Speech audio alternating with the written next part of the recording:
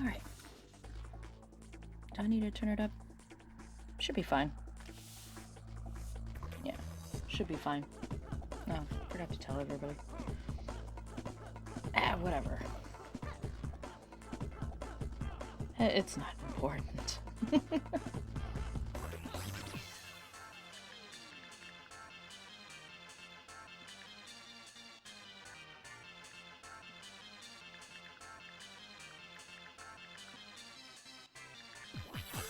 Okay. Alright. To turn it up on my headphones. They shut themselves off earlier. I hope they don't need to be charged. I'm gonna be in trouble.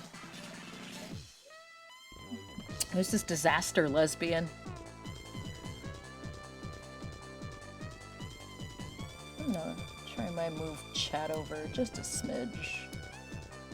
There we go. Oh, I guess I should do this. Ah, chat, you're moving. Okay.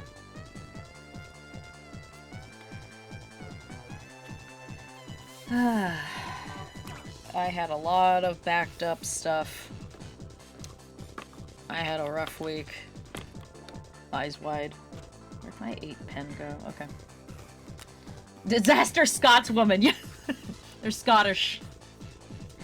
They're Scottish, Harold. I believe this version of Yuna is using her old, this is her old surname, because you said I could use it for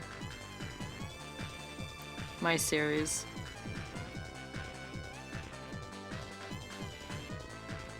I always forget what her actual surname is. Are you right? Did I label that right? 23. Are we drawing up in this hizzy? Yes, we do be. I'm tired. I'm gonna turn on my fan. Hold on. I can't turn it on. It's unplugged. Hang on. Plug in my poor sound or my poor sound. This. I need the fan. I didn't turn on the air conditioner. Ooh. No, that's her current surname. Her old surname is long gone. Oh. It's a long O? I don't feel like adding it. I know what it is. Why aren't you blowing hard? There we go. It's hot in California, as it always is.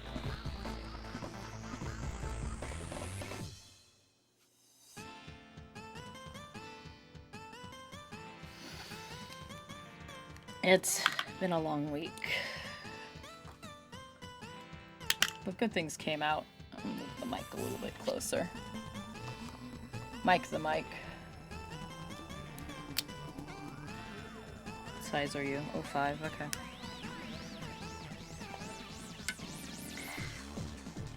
I have so much I have left to do. I don't know how many we're gonna get done tonight.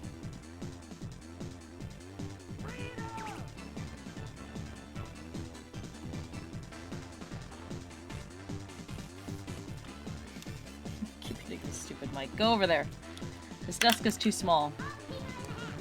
Yeah, actually gonna tell you it's dry in California too. Shush. You shush. It was cold this morning. It was nice. It was like early fall cold.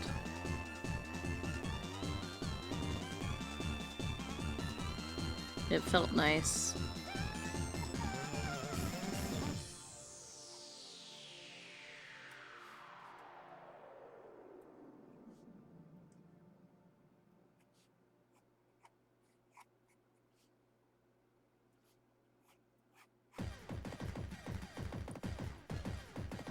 And then it was like cool for most of the day, and then it got warm very quickly.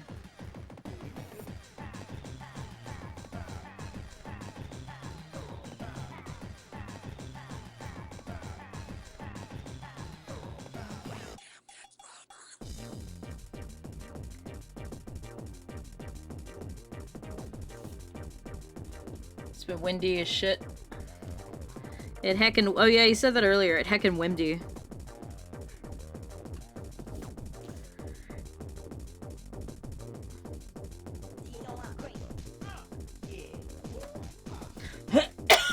Excuse me. Slightly cut off? Okay, I gotta move it back then.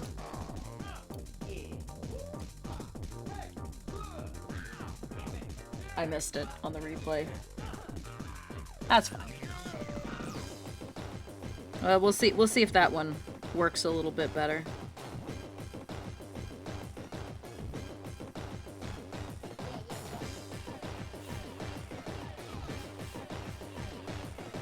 Click on that. Okay.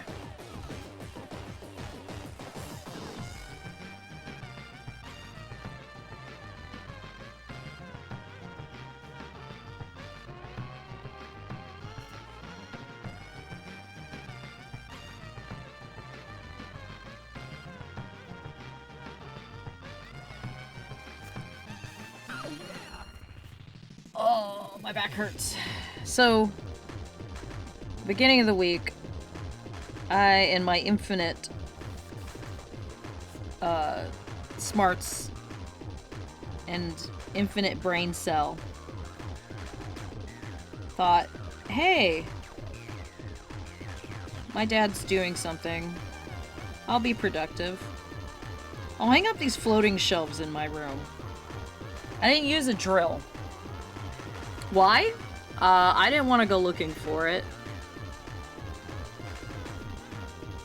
It was a regret.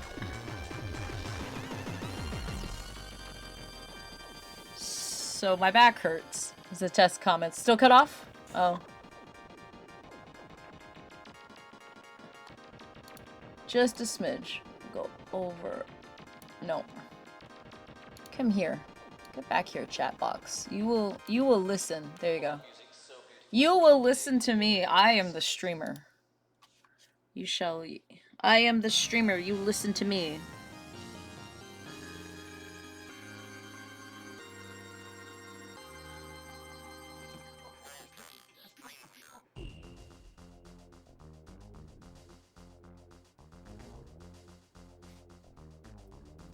So I hung up 2 of them in my room. I'm gonna hang up. It was a set of 5 that I had left over from, oh, you know, 2020 when we were in lockdown. And I never got around to doing them. And they've been sitting on my floor for 4 years. Finally took them off the floor and put 2 of them up. And they're a bitch. Because, like, one of them has to be in a stud because, you know, earthquake state. And so I had to learn how to use the stud finder, fun stuff. And then had to screw it in. It was always the screw that wasn't in, because you have to use a drywall screw. And you didn't want to move those around by millimeters, and they would always be off by like millimeters. So in the end, I finally got 2 of them up. One's next to my bed. My sympathies for my back.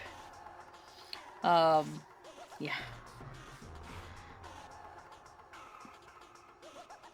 It was kind of a nightmare to get them, but they're up. I have 2 more I haven't put in because my dad wants to repaint the hallway. And I want to put them out in the hallway next to my room. So I put the rest of them on hold.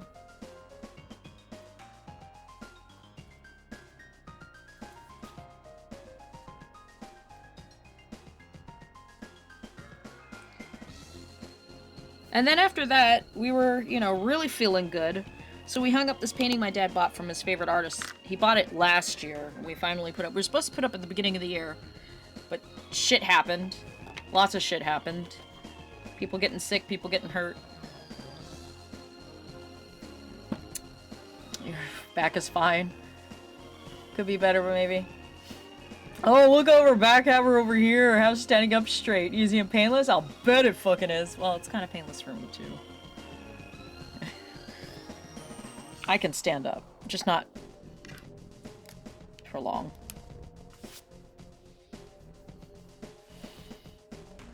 I bet you can fucking bend down, yeah. I mean, I can. We both can, probably.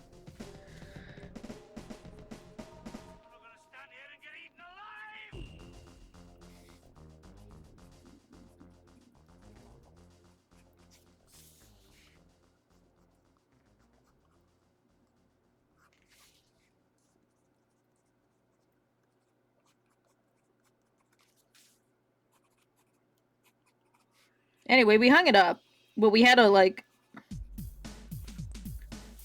make sure it wasn't directly underneath the vent. So it's, like, off to the side. And then I realized, like, we misplaced the portrait that was painted when I was a little kid. So that was kind of, like, I'm upset. I'm not sure where it is. We did that all Monday. My back hurts. But it's up. It's pretty. It's really nice. My dad posted it on his Instagram. Let me go over here. Shall I jump down some stairs to appease you? Sam, didn't you just recover from something? Hold on. Like, was it a hurt leg? Or am I misremembering? Like, recently, within the past several months? I don't know.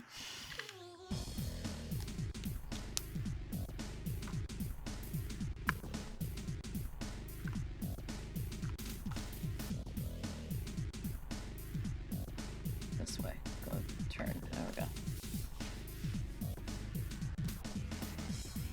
Doing a lot of inking, but I don't know how much we're going to be able to, color. I'm going to ink this, and then we're going to go back to Una.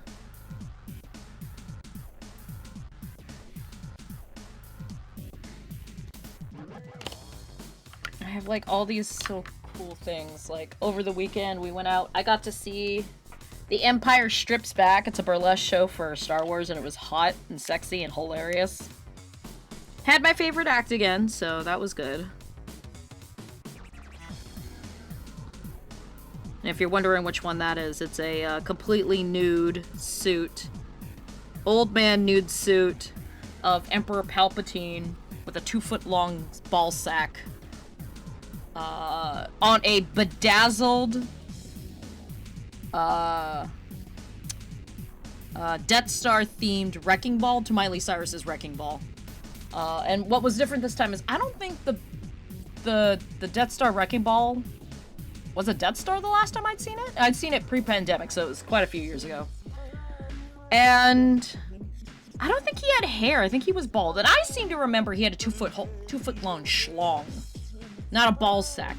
But they could have changed it since then. You know, memory is a funny thing. It was a fun show. That was my favorite act, though. Because it's fucking hilarious. And they had very good-looking, hot, wonderful actors. They had him last time, but, you know, like this year. It's good. It's very good. It was worth the... We got good seats. It's my friend's birthday this week, so... Or Monday. I think it's Monday. And, so we went out. It was fun. It was super fun. So we spent the whole day in San Francisco. That was a lot of walking. That was Sunday. And then Monday we did all of that home improvement honeydew crap.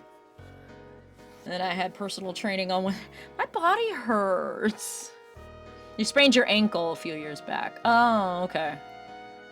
Did Vader swing by Palpatine by the balls into the chasm? No, I wish. There was a hot Vader, though, that had a bunch of hot stormtroopers, and they all did very well on shooting.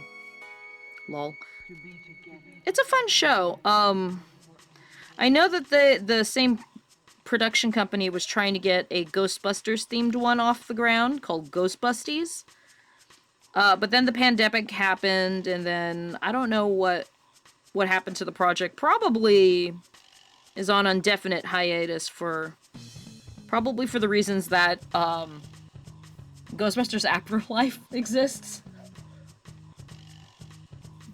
And Frozen Kingdom, which just came out. So it's probably, you know, the companies are probably not very keen on having a parody of those anytime soon. Sadly enough. I would have watched it. It sounded good.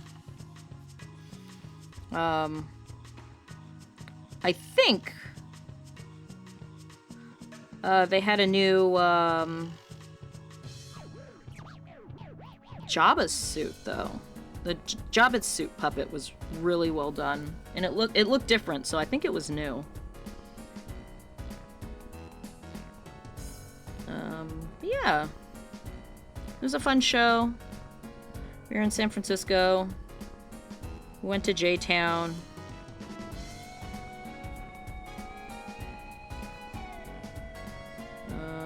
Yeah. That was my weekend.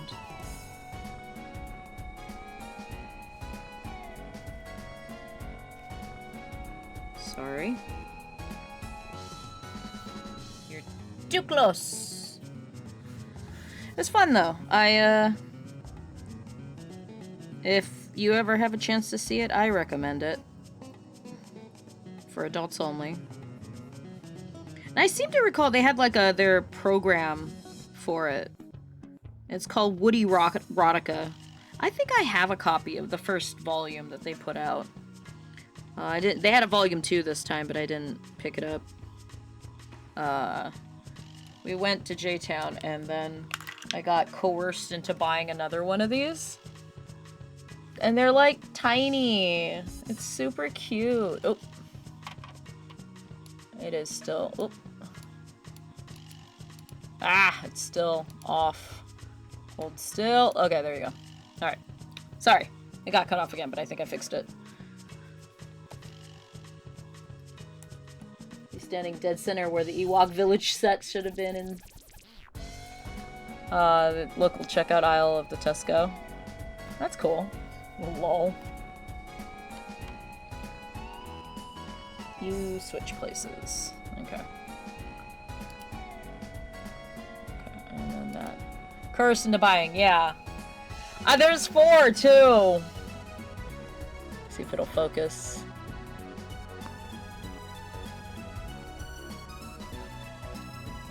Okay. So there's a kitchen. This is the one I got. It's the bedroom. This one's like a little record area we can listen to records, and this one's like a bathroom. Oh, it was so hard to choose. And I haven't put it together yet, but I also have 4 more of those tiny little little houses. Like, I got 4 more of these that I'm still sitting on, and I haven't gotten to doing the rest of them.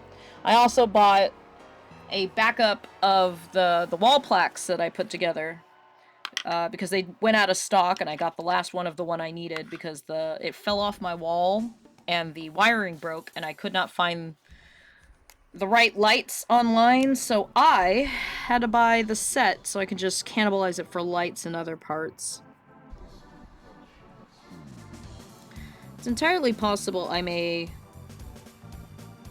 make like a whole new little house. I just haven't decided what I was gonna do with it. Like maybe repaint it and redo some of the furniture.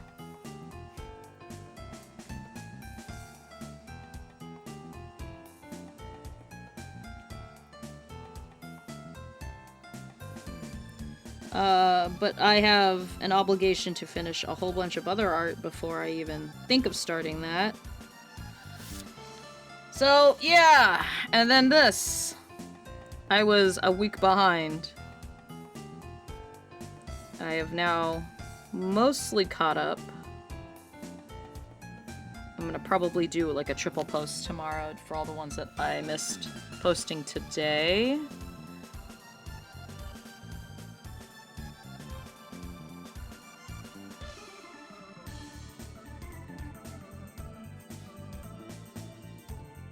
Microphone's too big, or yeah, too big, too close.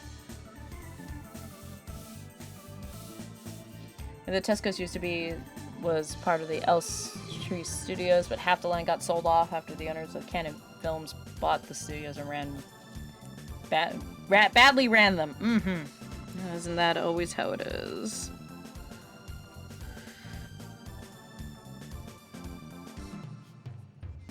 This is one that is already done. I just fixed up some of the pose a little bit. It's really good to have ones that I've already done so that I can just... Oh shit, that's wrong. Pen width.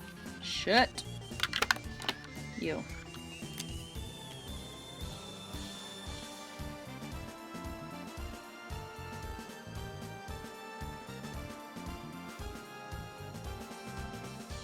But yes, I was coerced. So I wasn't gonna buy one when I had a whole bunch I had left.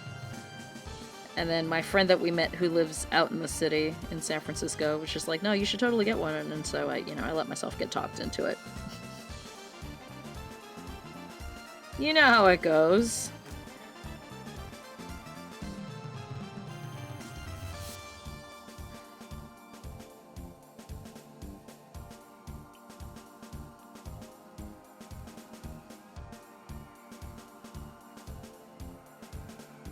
I have a lot of stuff I gotta do in the meantime.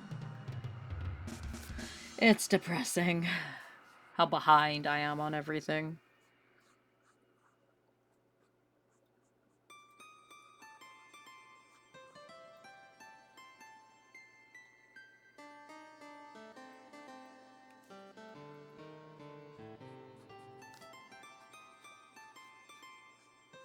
I gotta figure out what I'm doing for Halloween.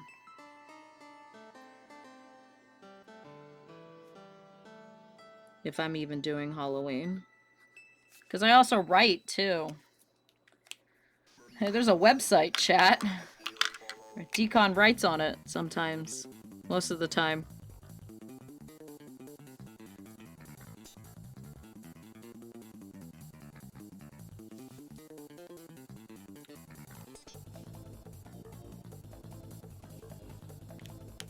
It's a pretty nice website. Yes, you really had to twist my arm. Lol.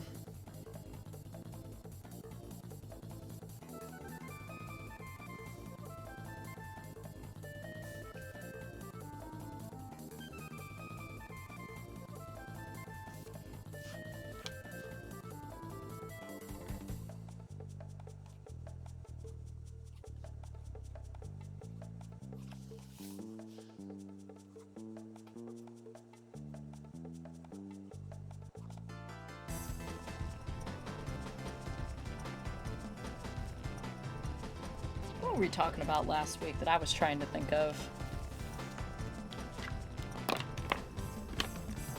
Oh, Capcom broke my heart. They changed a fundamental thing about insect glaives for Monster Hunter World, because fuck me. Fuck, the weapon class that was in the game that put your fucking game on the map. Fuck us. No air combos for you. Everything needs to be a ground game. Why? Sorry, I'm embittered. They do it every time. They do something to fundamentally change it. And it's just like, you made us to fly, and all you do is ground us. Why do you hate us, Capcom? Why do you hate the bug stick? I was excited, too. And then I heard they took out the automatic air combos, so unless they replace it with something else, I will be very disappointed. But, it's always... I'm always cautious about things that come out and involve things that I love. Another thing in the string of disappointments this week for video games, they're ending support for Pocket Camp, Animal Crossing Pocket Camp. Which is sad, because that was how I earned all my platinum points. Capcom really anti-airing themselves. You hate to see it. I know, right? You gave all the piston noises to the fucking, hammers. Why don't you give them back to the fucking insect glaive? It's not like they were broken like in Monster Hunter 4. That game was broken as shit. And it didn't have, the cool air combos back then.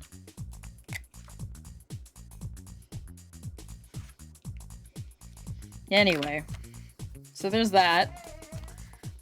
Pocket Camp, cry. On the other hand, I heard the Sun Wukong game is pretty good. The Monkey King game. Which is great, because I was really hoping that wasn't going to be vaporware like the day before was. If you haven't heard of the day before, hold on, I'm looking for the right colors. It was supposed to be this open world MMO looter shooter video game that was supposed to come out many times over the last few years. And then when it came out, it was an extraction shooter. It sucked. It had terrible performance. A lot of crazy shit came out about the company, and you know, it was a crazy story. And I was always worried that the Sun Wukong game was going to be like that. Unfortunately, here it's actually not. It's actually pretty good. It's even better if you actually, you know, read a fucking book and know what Journey to the West is. Unlike some people out there who don't know what Journey to the West is, and the closest they ever got was fucking watching Dragon Ball Z abridged. Don't mind the disdain. I never got to fully finish reading the copy that I was reading in college, because some motherfucker never turned in the last book, so I actually had to go online and figure out how the goddamn story ends, and it ends about how I thought it would. Journey to the West has a very simple pattern in all of its chapters. It's pretty good. Priest needs to get from point A to point B. Priest gets tricked by everything because Priest is Priest and not worldly. Monkey has to rescue his ass and occasionally ask for help from the other 2 people in the group. Repeat ad nauseum for like 88 chapters. Or 108, one of the 2. And then they all become Buddhas. The end. And this is not in no way me saying that I don't like it. I actually really like Journey to the West. It's a great story. I haven't read very many other, you know, classic Chinese literature. I've never read The Water March, I've never read,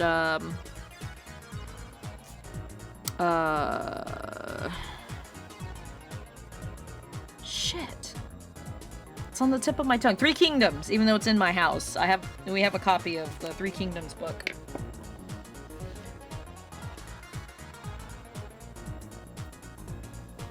For what it's worth, you've been playing Tetris 99 is making you miss Pac-Man. Yeah.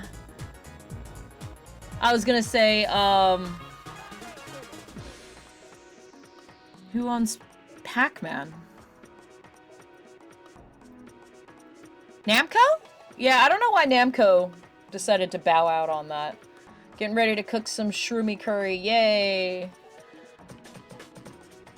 Damon Albarn did an opera. Huh, I've never heard about that. I would like to know more. Press this button. That might be something I might have to look into. I don't know very many operas, but I am always willing to look into things like that. I'd love to watch one day. Like, I don't know, Magic Flute? No, wait, is Magic Flute an opera?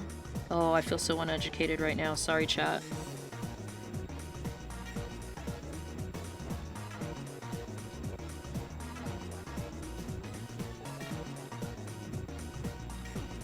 I don't know anything about opera. I'm a fraud.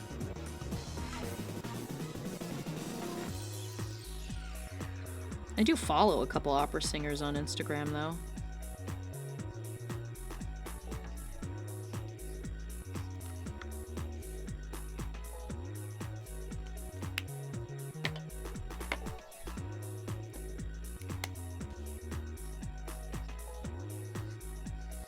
But that's what's going on. Oh, so another, speaking of video game things to not get my hopes up over.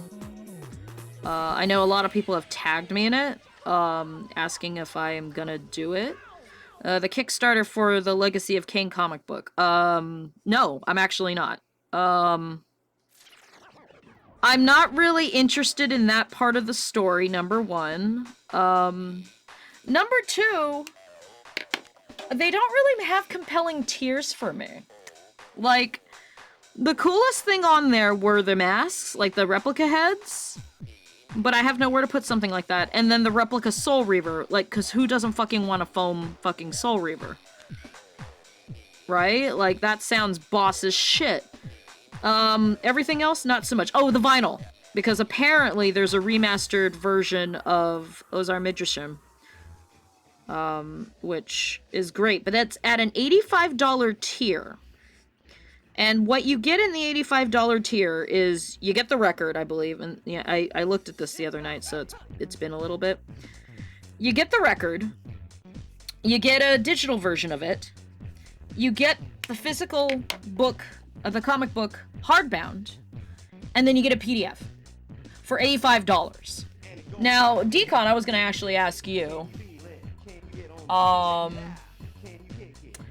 what is like an acceptable price for a one vinyl set? Like, as I believe it's only one vinyl. It's not more than one. It's just one. Like, I was under the impression that like a reasonable price for that is like $40, 45 tops, depending on how many tracks they can get on it. But that's me. Like, you're the music guy. I'm gonna defer to what you would say is a reasonable price. Because I respect your opinion immensely. You know, Sam, if you want to weigh in too, I respect your opinion as well. But you know that's not enough for me to want to put down $80-some for basically only one thing that I really want, right? You know, I gotta really think about, you know, I'm gonna have a kid soon. I can't just be spending money willy-nilly, you know? Depends on the amount of music on the vinyl, but I suppose 40 would be your upper end, maybe 50 if it's colored or otherwise special vinyl, but that's pushing it. Yeah, I think it might be specially colored. And, I mean, again, we are getting a digital version of the music. And it's remastered, some remastered tracks from the older games, which the husband was putting forth a very interesting idea about the whole thing, right? Like, we do know that whoever has the IP right now has been farming and, you know, looking into what the fans' opinions are regarding what we want out of the series. I was very detailed in my survey when I took the survey. Because the series means a lot to me. That was like my fucking identity. You know, for a significant portion of my middle school years was Legacy of Kain. You know, Legacy of Kain, Final Fantasy VII, and Nights into Dreams. I had a very eclectic video game taste, okay? Don't judge me, chat! And so, you know, I'm very... I've been disappointed before by things that I love. Monster Hunter is a great example. Because World exists. I have never been so disappointed in a game series that I really love, that I know that the devs have a lot of passion for, but make these really crazy changes that I was like, but why though, right? And Legacy of Kain is one of those games that it's really special to me, but I have come to peace with the fact that I will never get a satisfying conclusion because all the original people who are involved in making the game as great as it is are gone. Either gone from this world or no longer working in the industry or working in the same capacity of the industry. Vinyl set, 3 or 4 vinyls, you justify that to offset the production cost shipping, but for a single vinyl, that's steep. $80 amounts to about 60 pounds, and yeah, that's too much. Yeah, it's 85, so it's a little more than that. That's a pound, right? Unlike, we were looking, you've been there, mauling over House of the Dead overkill 11 years after the fact. I mean, you know. Like, I was looking at the Splatoon Converse sneakers, right? The yen is stupid cheap right now. The yen is very weak. So what they're asking for the shoes would be the equivalent of just the shoes. We're not talking about shipping and proxy shipping and all that. They're like $85.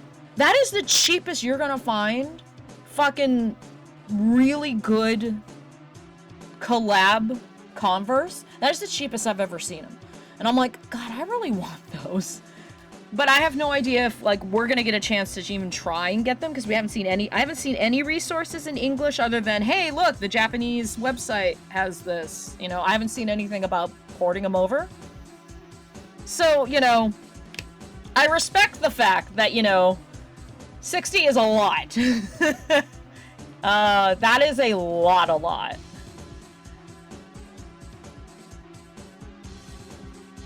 I'm just scrolling up to see what I missed. Namco. Okay.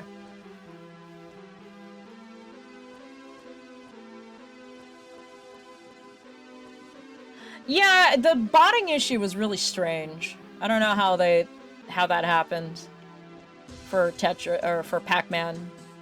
You've seen live performances in the early 2000s with art direction from Jamie Hewlett, and that was for the Monkey King opera. I'll have to check that out. You've got a link for the Splatoon via proxy service. Remind me to link. Oh, please. Is it a limited print? If so, 85 might be the cheapest you'll ever pay. That'll be on eBay for 300 in a week. Yeah, if we're talking about Sam, if we're talking about the vinyl, it's part of the Kickstarter. The Legacy of Kain stuff is a part of a Kickstarter. And like, my husband was bringing up a lot of points. One of the points he was bringing up is they're testing the waters to see the hype train with it. One of the reasons why I'm absolutely uninterested in it is I don't like the art. It's not to my aesthetic. It's not to my taste. I honestly think that the comic book they did for the original Soul Reaver 2 just looks better. It's just not for me. And so I can't justify putting down anything more than like $30, $40 for that book when it really isn't something that I want, right? So that's why I was looking at the tiers and the tier listings for it, and you know, I wasn't all that impressed with their offerings. So, you know, it do what it do, it be what it be. But you know, 85 is steep even for a vinyl that's gonna be limited, because I don't think they're gonna release it any other way. For like, all I know for a fact, one track that I really do kind of want, and then I have no idea what the other remastered tracks from the other games are that are going to be on there. Like, they have made no indications as far as I can tell. Like, what else is on there? You know what I mean? So, I forgot to check what brown are your eyes, you know? Okay, that one. We'll do that first. So, I don't know. I'm not probably going to get it. If I'm dying to read it, you know, my loss. Shit, that's the wrong... Ah! That's what happens when you sit down and you do, like, 7 of these all back to back to back to back.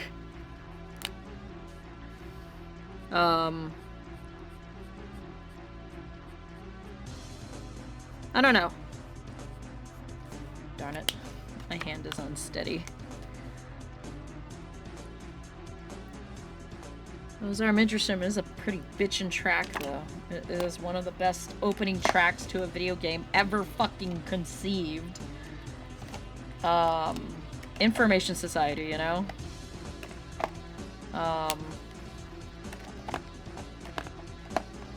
Kurt Harland? Is that him? I think that was his name. Kurt Harland? I don't know.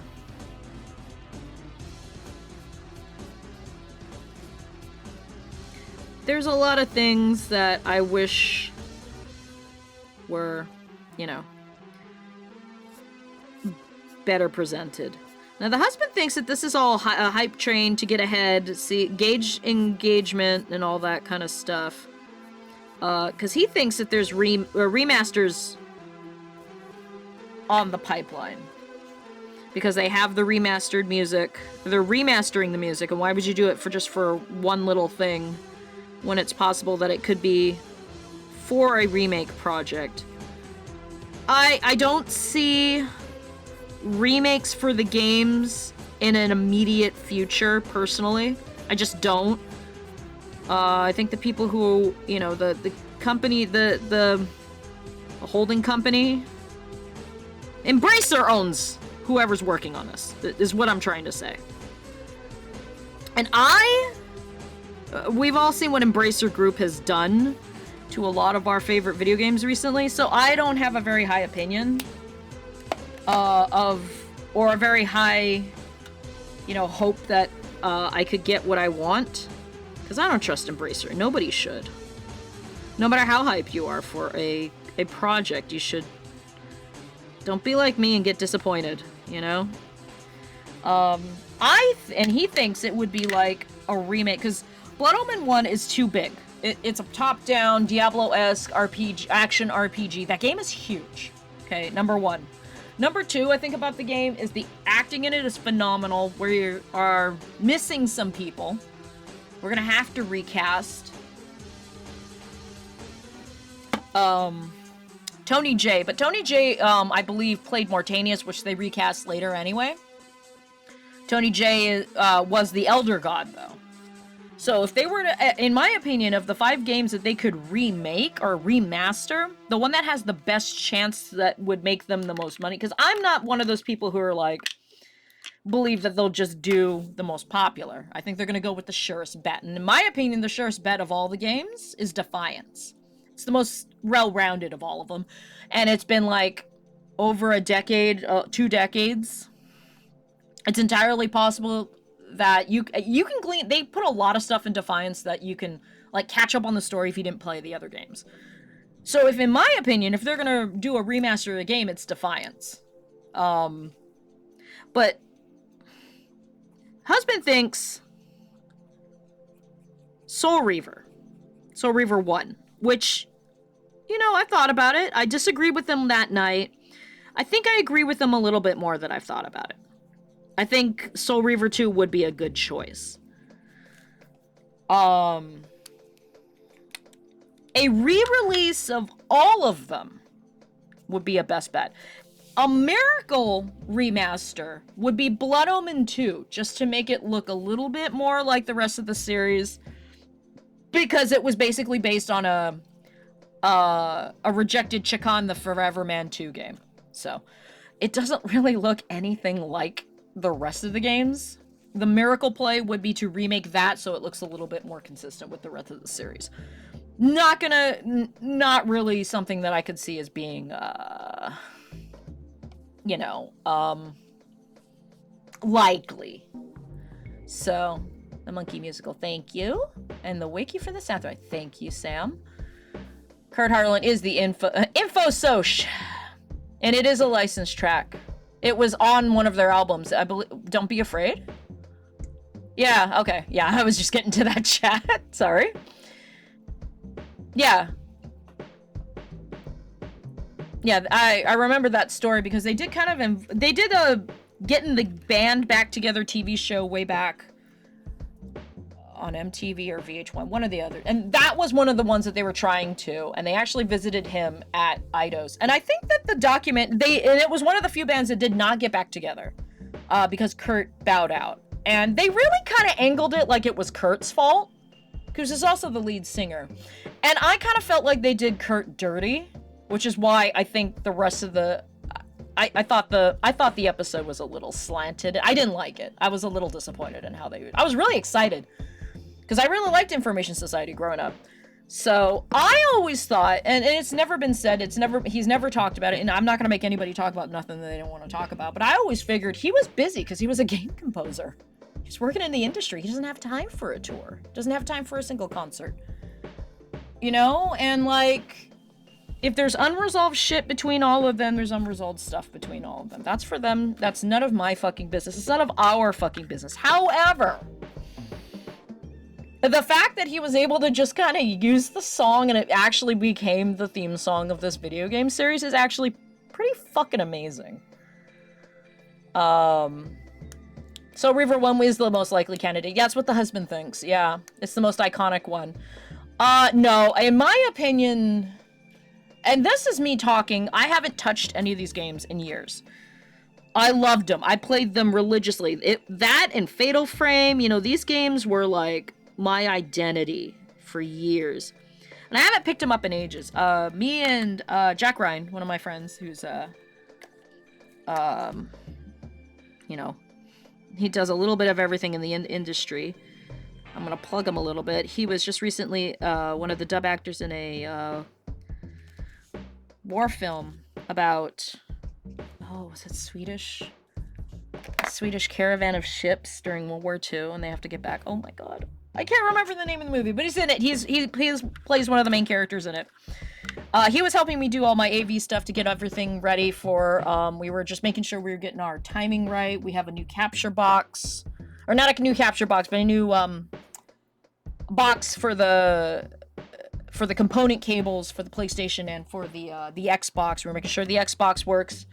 And we're doing all of that, and, my save on Defiance on the Xbox is farther along than the saves that I could find for, my PlayStation, which is weird because I'm pretty sure I spent more time with the PlayStation 2 version than I did with the Xbox version, but whatever. Honestly, I think Defiance is a little bit more iconic, but Soul Reaver 1 definitely. Soul Reaver 2 has less cut material, but in my opinion also has the most unsaid that we had to have, like, explained even further in Defiance. Soul Reaver 1 is just, it was a really good standalone. So that is a good place to start. Soul Reaver 2, it's okay. I don't remember too much about it, although I do remember that I did end up liking it more than I ended up liking Blood Omen 2. No shade at Blood Omen 2, it's just a strange little game. Also, I believe, you know, it is well enough isolated in its narrative, not the overall lore, because the overall lore is important. But in its narrative, it's pretty separated that you don't really need to play the game. You just need to know that his enemy are the Hilden, which are the enemies of the vampires. And that's all you needed to get out of Blood Omen 2. I think it would have been a pretty sick Chakan the Forever Man 2 game, personally.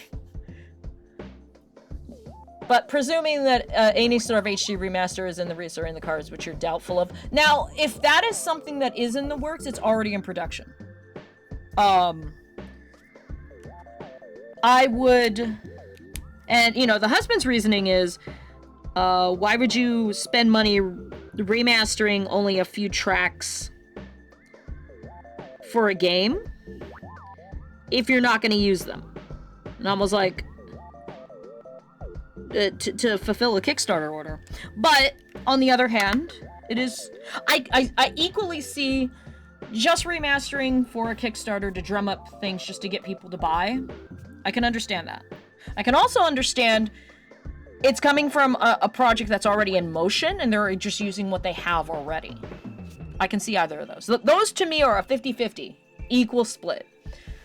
Wasn't BO2 considered non-canon for a minute? Only by the fans. Amy made it work. Amy Hennig, who no longer works at Eidos, no longer works at Naughty Dog. She made it work, and if you can't consult Amy Hennig to get the fucking story right, that worries me. Because she was the only one who was able to fucking get that all fucking sorted out. I mean, the fact that she was able to, you know, get it sorted out enough for Soul Reaver 2 and Blood Omen 2 to get off the ground, because they were kind of developed in tandem, if I remember correctly. They were developed in tandem, but they were completely different studios, and they did not share reference material.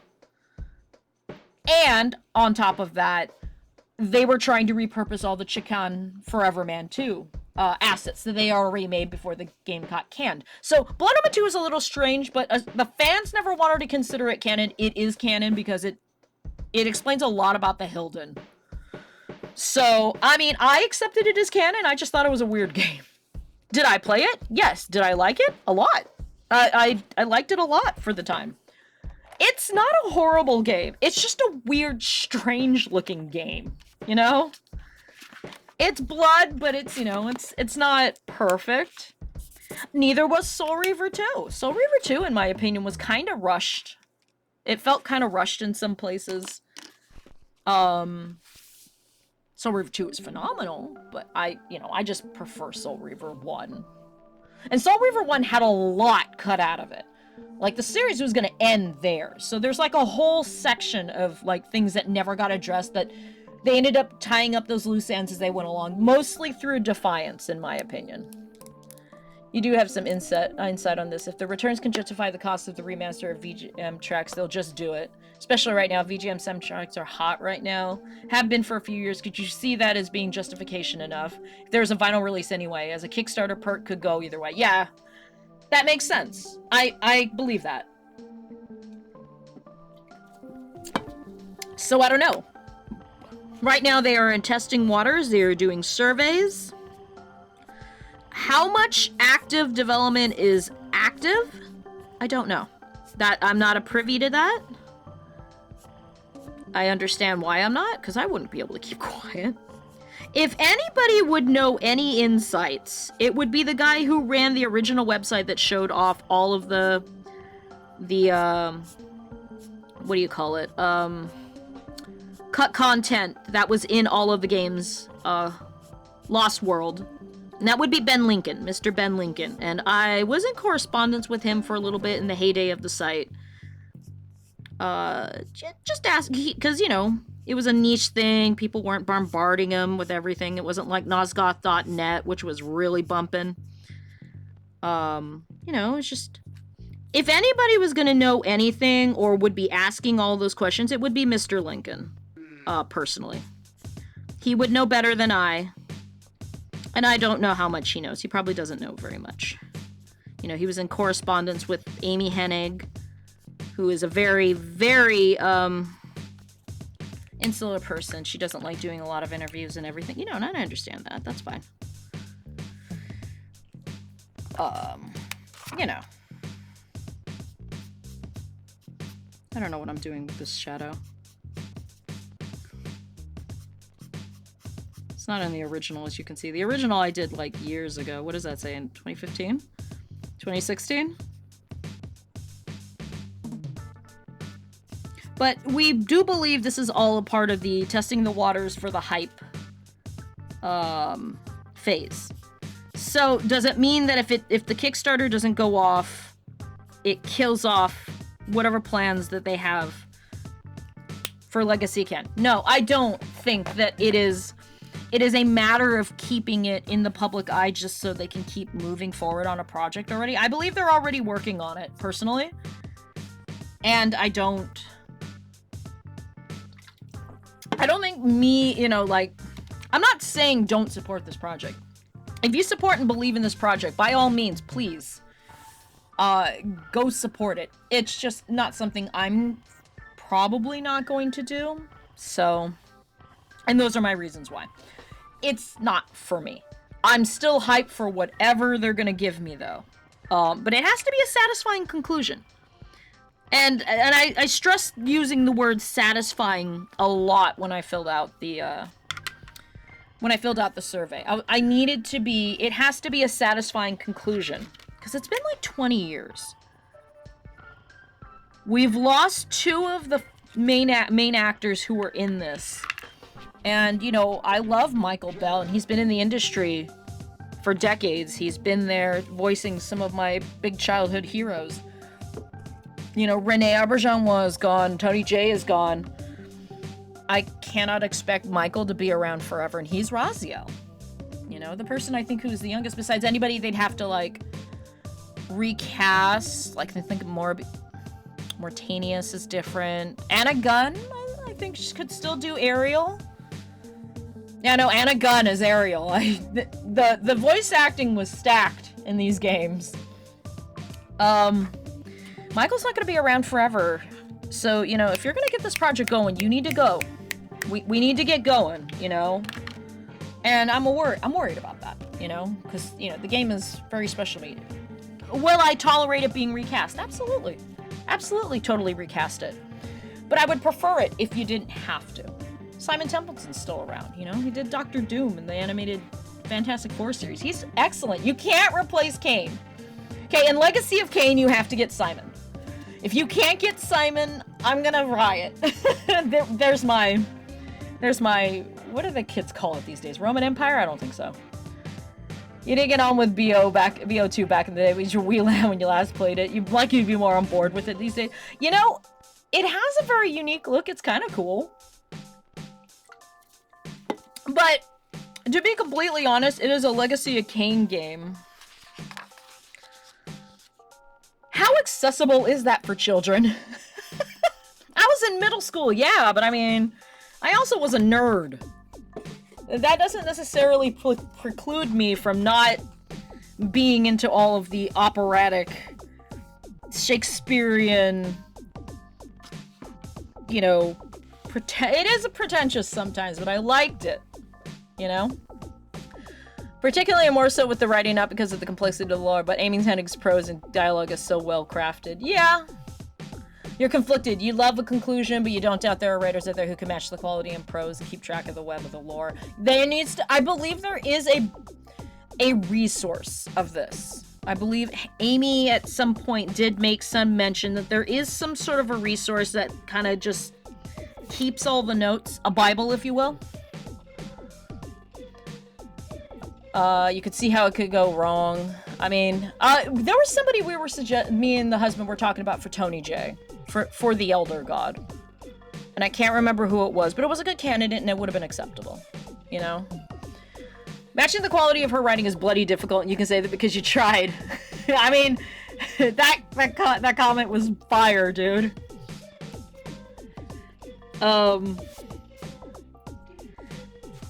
It would be, there is a quality, and I don't mean just, you know, a je ne sais quoi. I do mean actual, the word quality, to Legacy of Kain. That is unsaid, that is unmatched. In terms of how I feel like the gravity of the writing, the magnificence of the art direction, even though, you know, my favorite blooper is, the casting director telling Simon, without begging him to understand. Yes. Beg him to understand. Don't tell him I told you to say that. The only other games that I've seen recently that has the gravitas, the weight. Oh, we're done with Yuna. We can. Bye, Yuna. Thank you for sitting here and looking pretty. We did pretty good. I think it matches my style a lot more, and her boobs are just as big. I always like to make her super stacked. Alright, we're gonna take you out of here. Okay. Thank you, Yuna. Final Fantasy 16. I think Final Fantasy 16 was the same care and love and quality and the voice acting and the writing, the direction. 16 did it. So is it possible now? Yes. Now, Square has completely relinquished the license to it. So, you can't get the same people to work on it, even if we wanted to. Also, I don't trust Square with it because they made Nosgoth happen, and we don't talk about Nosgoth. We don't talk about Nosgoth. No, no, no. We don't talk about it. Right? When Nosgoth was so bad that a friend of mine said, I had no idea it was a part of a franchise. I thought it was its own thing. That's how far removed it was. It makes Blood Omen 2 look like it was birthed from the same writers as Blood Omen 1. It was an interesting idea, but they canceled Defiance 2 to work on Nosgoth. There are things that I cannot forgive. Capcom continuously screwing over, you know, the Insect Glaive. Yuji Naka going to jail for not tax evasion. For a white-collar crime means I'm never gonna get another Knights game. Or another Balan Wonderland. I'm bitter about it. I'm not, but I am. You know, just... Square and Nosgoth. I may play 14. I may love 16 and 15. But Squaresoft, you done fucked up. But we all know that because we know that that Marvel mobile game existed, so, you know. Everybody makes mistakes. And we just have to be okay with it. We don't have to be okay. But I've accepted it as a truth of this world. Doesn't make me happy. I'm ranting and raving about my favorite games. And they're always like I wasn't as invested in the Mother series, or I probably have a lot of strong words about that, but I'm invested in Legacy of Kain. You could have done it. Oh, hold on. I gotta get back up. Could have done way better than you did, but you appreciate it. I think it was fucking spot on. Hi, Dad Black Bear. Of course if it was Booba, I get your attention. Your commitment to insuring Yuna's Gazongas are stonkin' as a gift to all lesbians everywhere. She's my favorite disaster lesbian. There's a specific quality and level of gravitas in Legacy of Kain that was there from Blood Omen 1 that's gonna be hard to match. From the writing to the art direction, it's not impossible for people to match the quality or surpass it, but it'd take a deaf hand, you can't deny being worried about it coming out. Not great. I mean, I am too. But it just has to look good. It has to sound good. Like, the acting has to be on not. And if they get people who are just as professional as the original cast, I think we'll be fine. If Ben Starr gets, like, recruited to do that game, and if Michael can no longer do it, and they get Ben to be Raziel, oh, that game could be running at 24 frames a second and have pop-up, and I would say it's Game of the Year. Okay?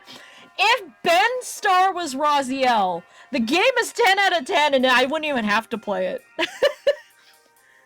I'm gonna be completely honest. That's how much I love Ben Starr, you know? Isn't he playing a door in, like, some dating sim that's coming out? Anyway. This is no fucking, like, knock against him. I'm just asking, is it? Because that's cool. You need to get back to Earthbound. You accidentally fucked up your save on the mini NES and deleted a fuck ton of your gameplay. Oh, no! Yeah, I haven't played the game in years, so I ain't got no spoilers. There's kids in it. There's a dog. You know?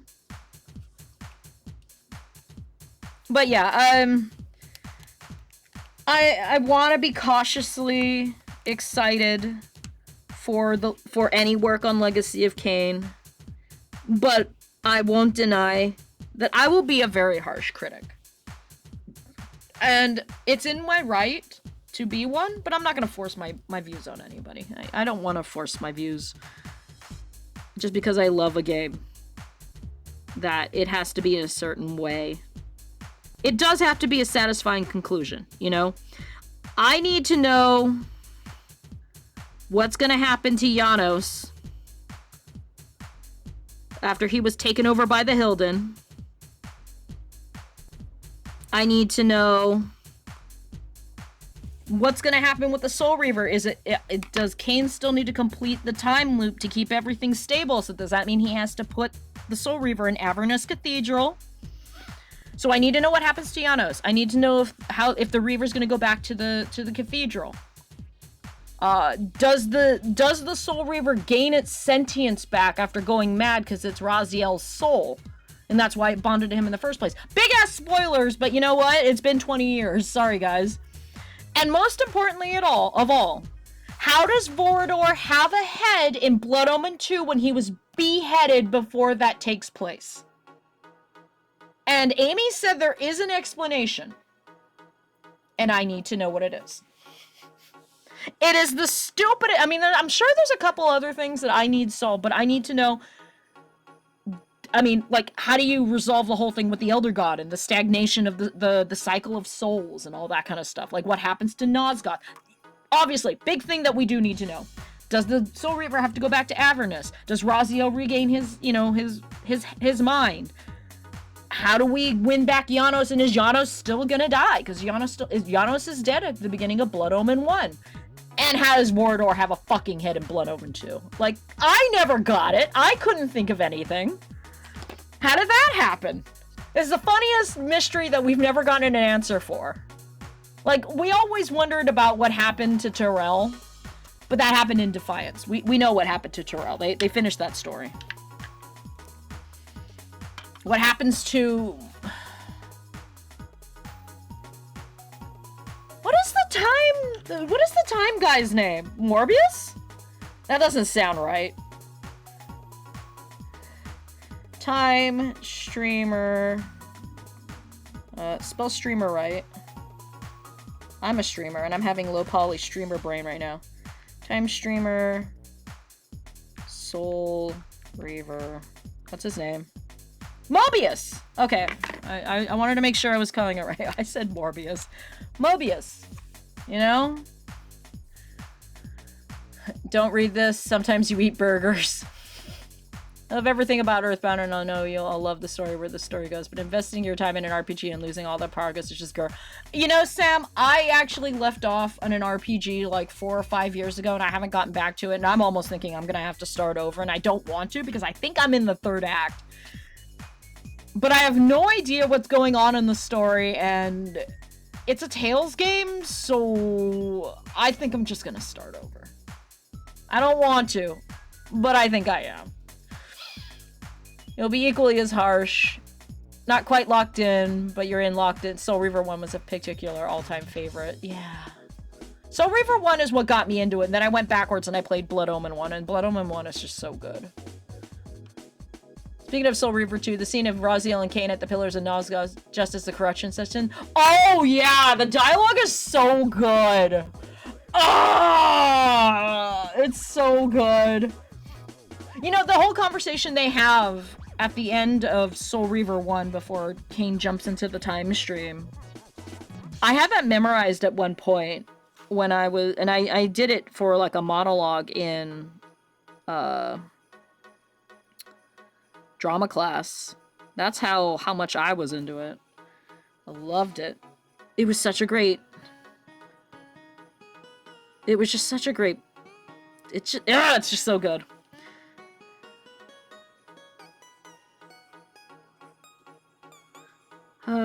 I was thinking about it the other day because, while we were testing the equipment for my Xbox, we were testing the other games. I don't have a lot of OG Xbox games.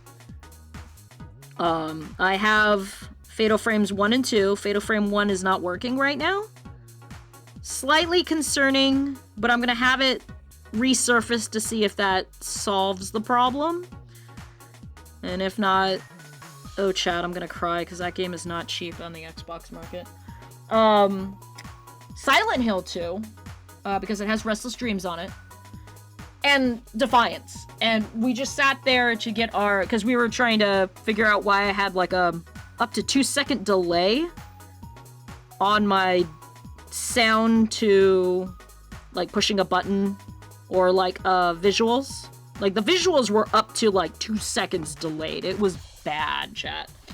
So we watched that cutscene over and over and over again. And the one thing that I remember was like, huh, the fight scene in that isn't very good, but the sound ADR is pretty good. I might sit down with Defiance again. I might sit down with Soul Reaver 2 again. I know I broke it out the other day, but the thing is I don't know where the save file is, so I probably have to start over. And it's not like an RPG where you lose progress, so it's just mostly you're just gonna lose the time that you spent way back then. And that shit expires, I guess.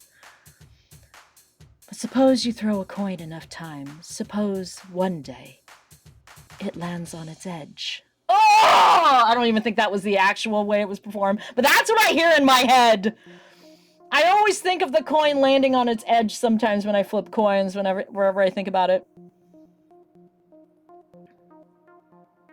Over time, we became less human and more divine. Oh, Michael! Oh, it was so good. You know, my favorite part about that's the opening scene in Soul Reaver 1 is when Kane's looking at the wings and you see him pass his claws. There's like a transparency where you can see it, his hand, like a shadow pass through the membrane of the wing. Oh my god, like that was PlayStation 2 graphics and it looks so good back then. I thought that was peak. Absolutely peak. You're making me want to play this game again, Decon. I have to finish Outfit August. I don't have time. And your album. I am severely behind on your album. Which is my fault. I can show you where I am, but let me finish doing this. Okay, drawing stream over this is a Legacy of King gushing stream now. I know, right? That series means so much to me. It literally was my childhood. Yeah, well, my middle schoolhood. Yeah, my childhood was Final Fantasy VI. And Final Fantasy IV. And Sonic the Hedgehog. Any other... Wonder Boy and Monster World? I was pretty addicted to that game when I was young, too. That was also part of my childhood. But, you know, we're talking Legacy of Kain and Knights. That was my middle school years. Into high school.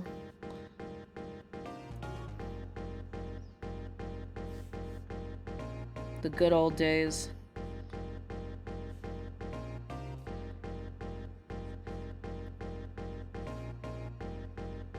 And how bitter and salty when Ariel comes floating around the pillar and like Soul Reaver 2.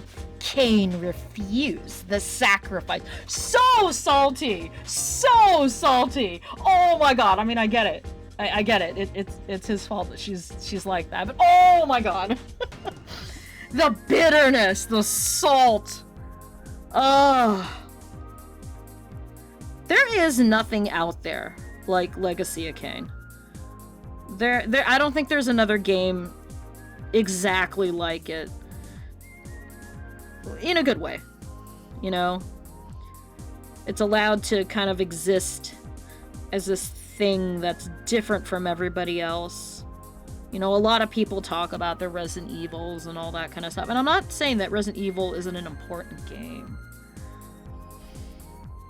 It is a very important game. But, like, fucking... I've yet to really meet or hear, like, an interview or, like, hear anything about a dev that says that that game was, like, an inspiration, but I'm sure it was. It was for me.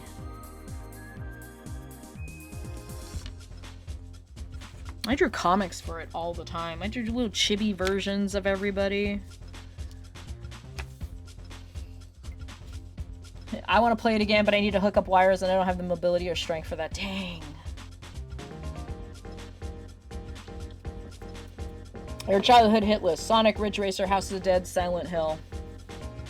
Girl's got a reason to be catty. Tony Hawk Kid, Pro Skaters 3, 4, and Underground. Hell yeah, and Ape Escape. No, dude, Tony Hawk games.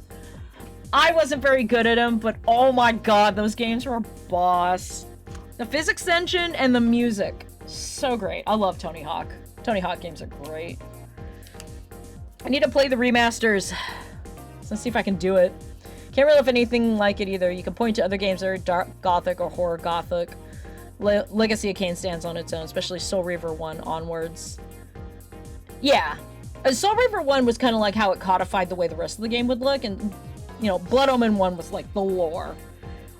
You know, in a weird sort of way, the closest to it in, like, feeling and atmosphere is Bloodborne, which is probably why I really like Bloodborne. But Bloodborne's lore is, like, you read it. It's not acted. Although, the acting in Bloodborne is really good. I do like the acting in Bloodborne.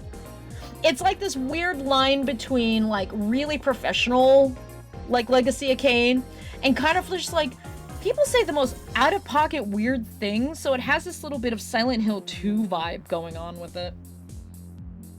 It's probably why I like it. Bloodborne's probably the closest to Legacy of Kain, and they are such different games. They are absolutely, positively two different games, but aesthetically, twins separated after the, you know, once they were out of the womb, man. You know? Tony Hawk was the greatest game soundtracks ever. I did like it. I did like it a lot. I know a lot of people might disagree, but what another, damn it, I keep using the wrong pen. Another game series that I think had a really good soundtrack, or like a good like sound direction and like making a soundtrack. The GTA games, I thought, did a good job in like making it feel like they were real. It was like a real city, like they were real radio stations with real real bands. Like The Sims, but they talked in English and not in that strange Simlish language. I didn't grow up on The Sims like my sisters did. I have fond memories of the Sims soundtrack. I did like the soundtrack in you know, all the fake radio stations in GTA. Those were cool. I think they did a good job. You know, back when they cared. When things were edgier. Maybe it's just me. It might be just me. That was strange nostalgia. I don't have the same nostalgia for, like, GTA 5, because I didn't, you know, by then I think I had grown out of the series. I do like 5, though. I think 5 has some good stuff going on. I prefer Red Dead, but that's just me. It's up there with the best licensed soundtracks. A Wipeout. Yeah, Wipeout was good. I did like Wipeout. You actually got the guitar loop from the infamous menu music. Oh! Yeah, you should use it sometime, Decon. That would be cool. Well, GTA song choices, but admit the talk radio stations. Yeah, the talk radio stations were pretty good. Yeah. With its licensed music, yeah. I thought that was... They did a good job in really making it feel real. Yeah.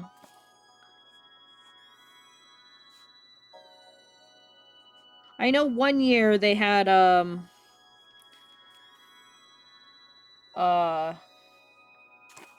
some magazine had a, oh, I don't need to do that.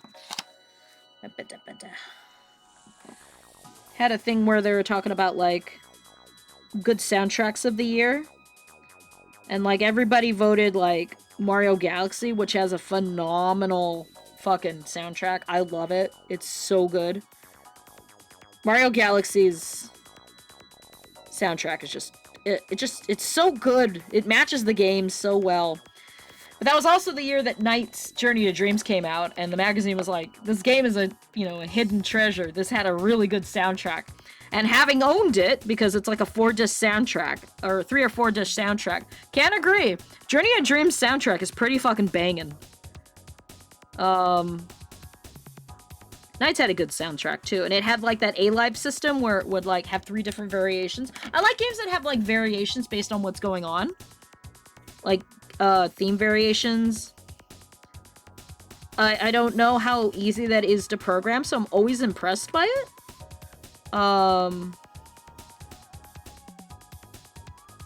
So it's like... Hold on. Please open.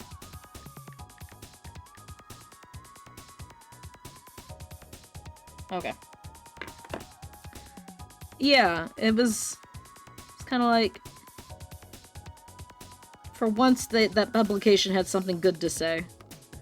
No, it wasn't Game Informer, and I am upset they're gone. I didn't like the magazine, but I didn't want anybody to lose their jobs over it. So, that sucks.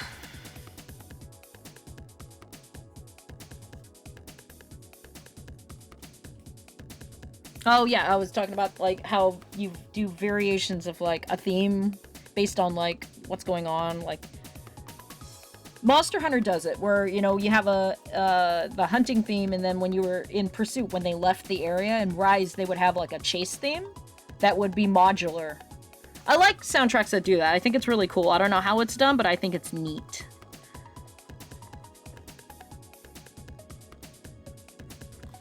I've always been kind of interested in, like, modular soundtracks.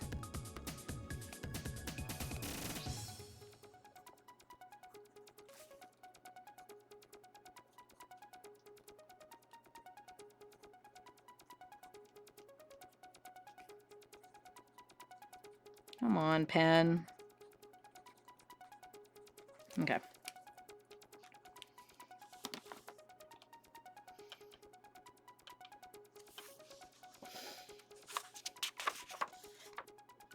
Oh yeah, GTA 2 had a really good soundtrack. That's right. I do remember that. I remember a lot of soundtracks being really good.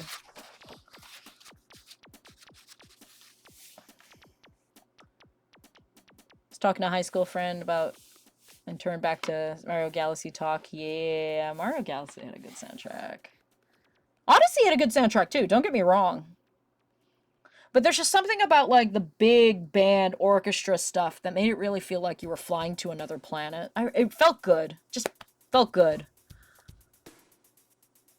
I mean, yeah, like I said, but you're always going to be the first person in line to say, yeah, it's good, but Sega exists.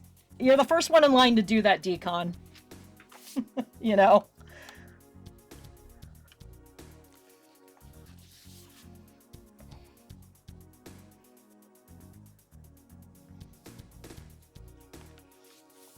I'm not gonna let it go, is what I'm saying. Yeah, it is hard to do it. That's why I figured, you know, that's why it doesn't happen very often. It's probably easier to do now than it used to be, though.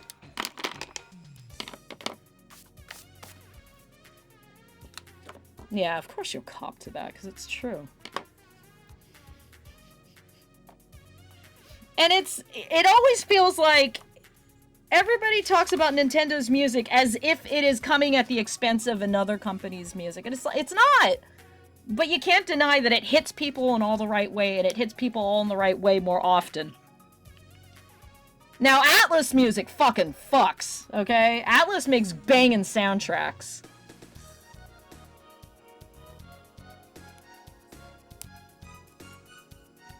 Did I play Sonic Drift 2? I played a Sonic Drift. And it was on the Game Gear, so I probably didn't play 2. You're not always biased. You're biased most of the time. Lol. I said it!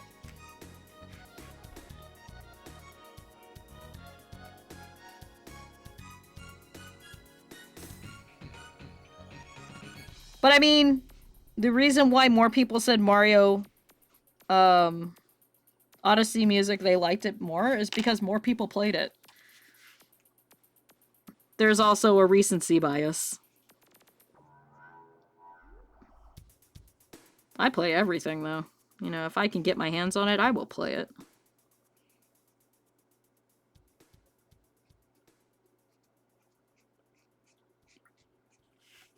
Now, Capcom, their Monster Hunter soundtracks are pretty fucking amazing.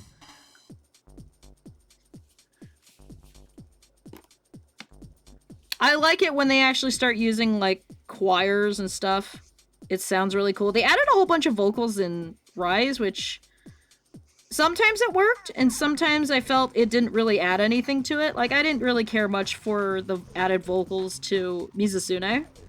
I thought the theme with the zithers was fine without the vocals. Nagakuga sounded cool with the vocals, though.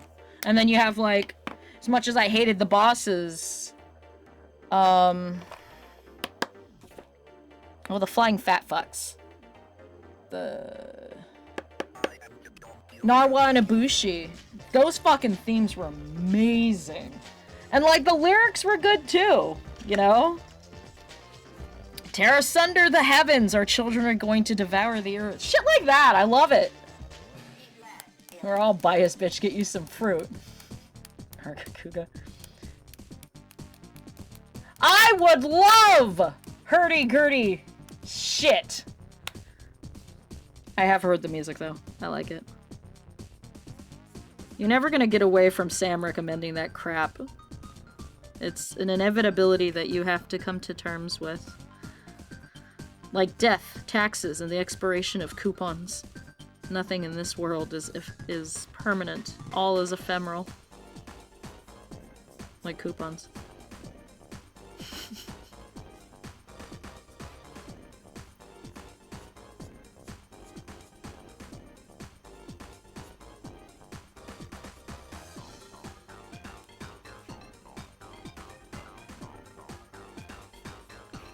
Holding my breath because I've got to get around that. A lot of flagship monsters from Monster Hunter have really good soundtracks.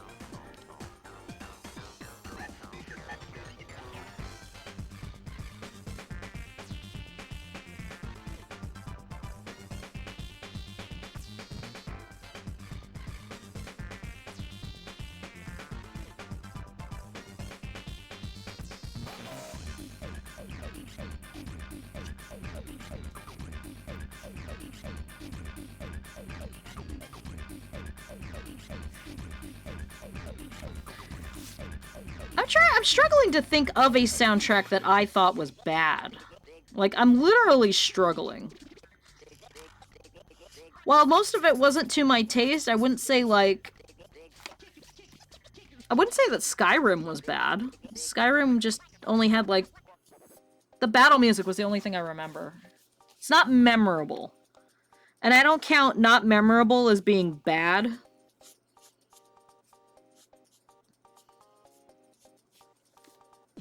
So now I'm being very hard-pressed to think of what the worst would be. If I promised to play one on Steam, are they available on Steam that I could play? Because otherwise I'm gonna have to go looking for them. And I'm gonna be completely honest, between gigs, because I want to be a mom soon, money is not exactly that disposable. I can't imagine a Wallace and Gromit game going for, like, redonk, though. I have no way of proving that to anybody.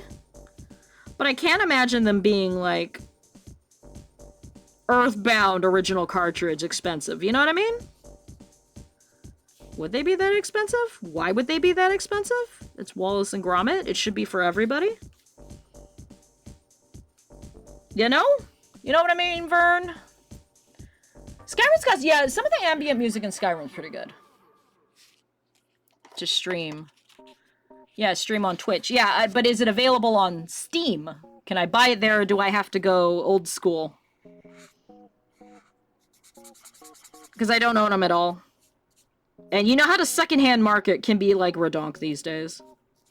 I'll check Retro Rewind. See what they got. I can't imagine that they... There's a couple of retro game stores in the Bay Area I could probably try, so... it doesn't hurt to look, in my opinion. Where's the cap? I'm curious. Hold on a sec. Urgh. Okay. It's a little less blown out now. It's getting a little blown out.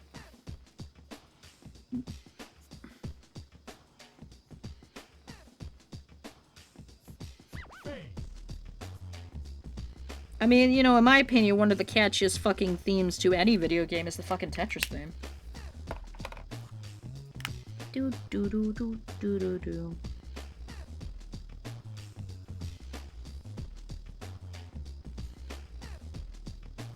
All versions. A, B, and C. Bebe's Kids. Oh, okay, that's Bebe's Kids, though. Bebe's Kids. You have a precedence for it already being bad to begin with.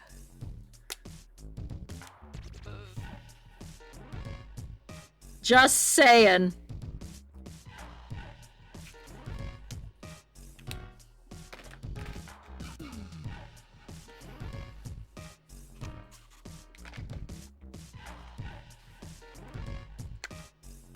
Maybe harsh, but true.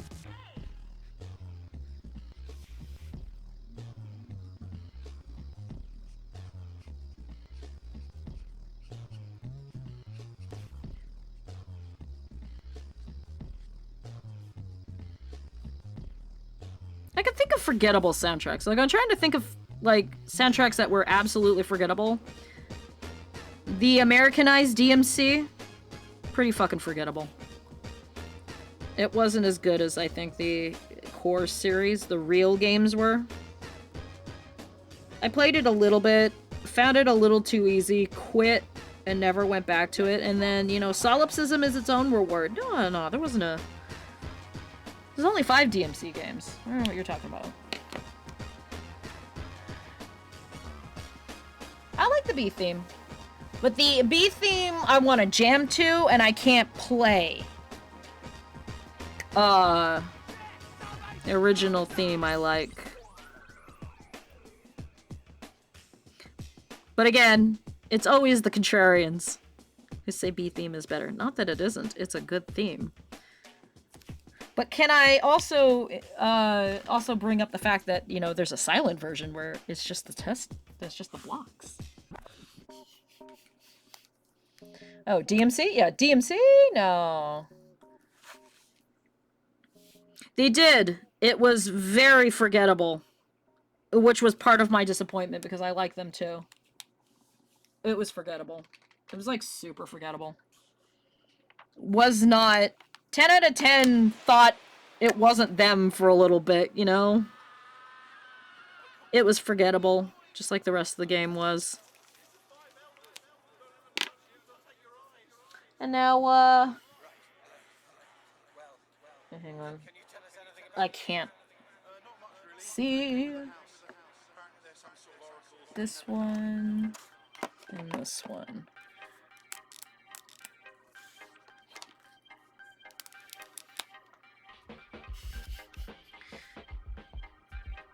Uh-oh. I've seen this behavior before. Why are we doing it now, though?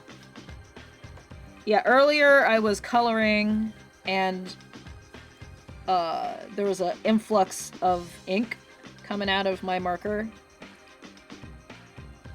And it ruined a piece, almost.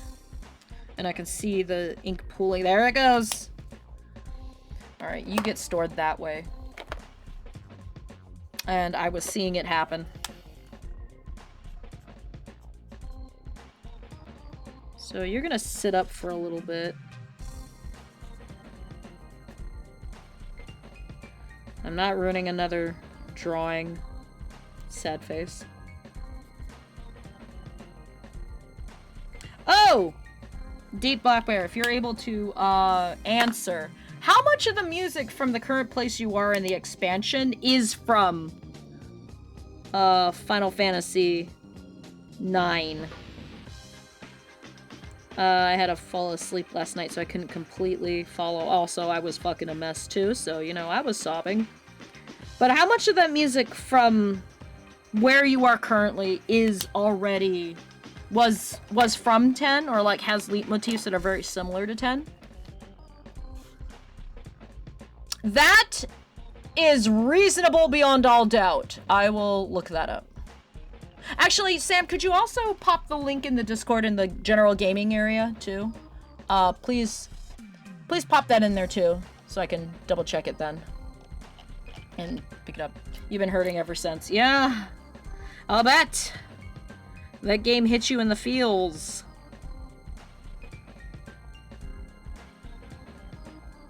Now I can say it, because the story has concluded. The way they brought back Namika's story... brutal. Thanks, Yoshi P. Thanks, Yoshi P! I didn't need my heart anyway. Nah. It's fine. It's fine. I'm just over here heartbroken at the entire thing. There's a lot of 9 tracks sprinkled in. Yeah, that's what I thought.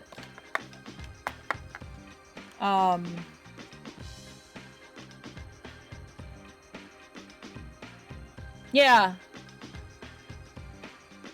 I like all of the themes that they put in. Like, if you check out, because it is possible to get the other themes. Some of the other themes, like, that aren't the collabs are really good. There's a Halloween one that I really like, that I sometimes play. It's really fun to do. That's one of my favorite non-collab themes on Tetris 99. I like the Halloween theme. It's really good. So, yeah, Namika hurt. You got one port. Okay, so you got... Thanks, Sam. Have you been to the volcano area yet, then? Did you do the volcano area already? Oh! Is there anybody in chat who is playing 14, doing Dong Trail, and does not want spoilers? Please tell me now, within the next 15 seconds, 20 seconds. Because if you are still working through that, you may want to mute the stream, because I'm going to talk about it a little bit. Because I just need to know where that Black Bear 86 is in the story. So I don't accidentally... You'll be doing the volcano area tonight after cooking. Okay, cool. I'll try and pop in. So you just finished the theme park then, right? I think you still need to stay away.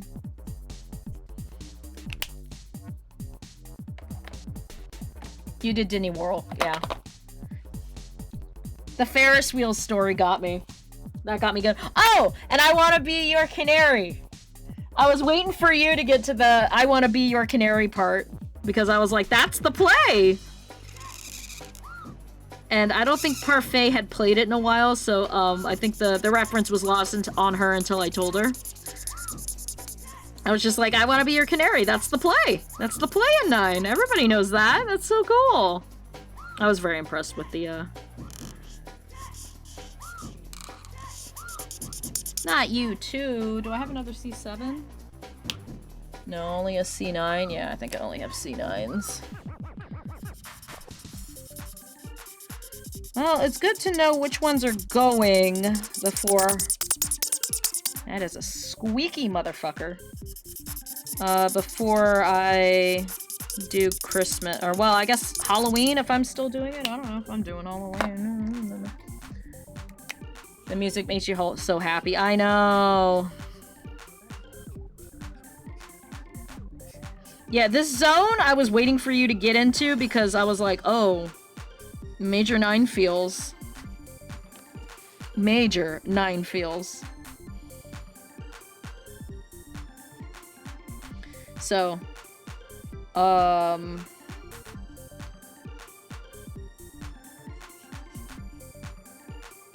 you might finish tonight? Question mark?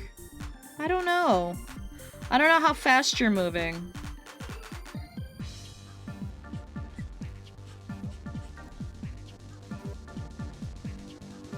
Yeah, so many 9 feels. I know. It is definitely the part of the expansion I was most excited for you to get to be honest.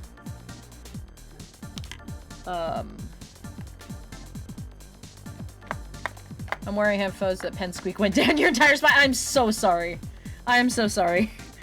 Oh, this one's going too. I'm gonna have to get a... Do I have an extra one of these? No, I do not. Alright, I'm gonna have to start take an inventory on my... which markers are going. Because I'm gonna need them at least for... I'm definitely gonna need them for Christmas.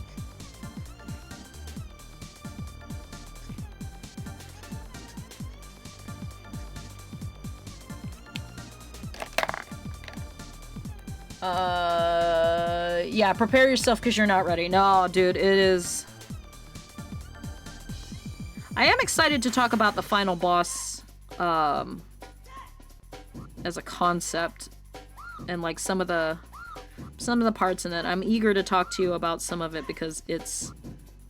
There's some interesting things. I'm curious to see how well you handle it. But yeah, you're not gonna be ready. This whole part is just...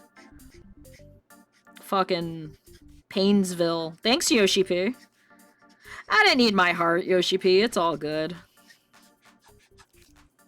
It's all good. Yeah, this one's almost dead. Cry. If you can finish tonight, we can jam about it tomorrow. Yeah, you're gonna need to unpack. Yeah. There was a part I was very invested in that I'm like, yeah. Investment. Feels. Heartbroken. You need to dish. Yeah, you gotta dish.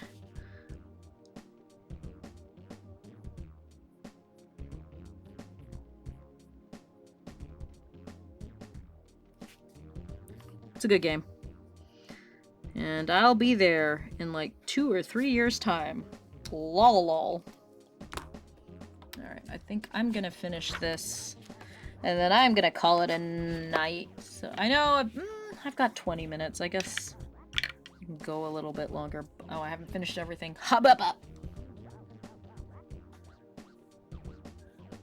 We're getting there slowly. 14 talk. Sorry, chat. I'm part of that. I have to also get the sub going so I can get my mount. Because free accounts don't get shit! What the hell? Shit. I don't understand.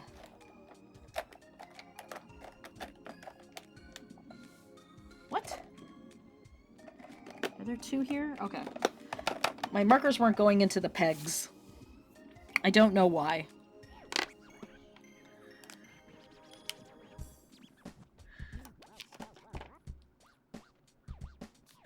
Machine Paint Brawls music. Lol.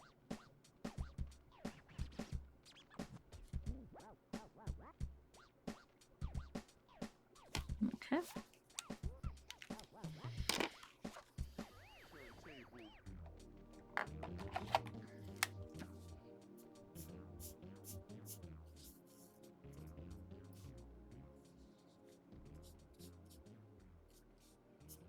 There we go. Almost done. We'll take a sneak peek at some of the other ones that I have. Maybe we'll do some doodling just to get it down.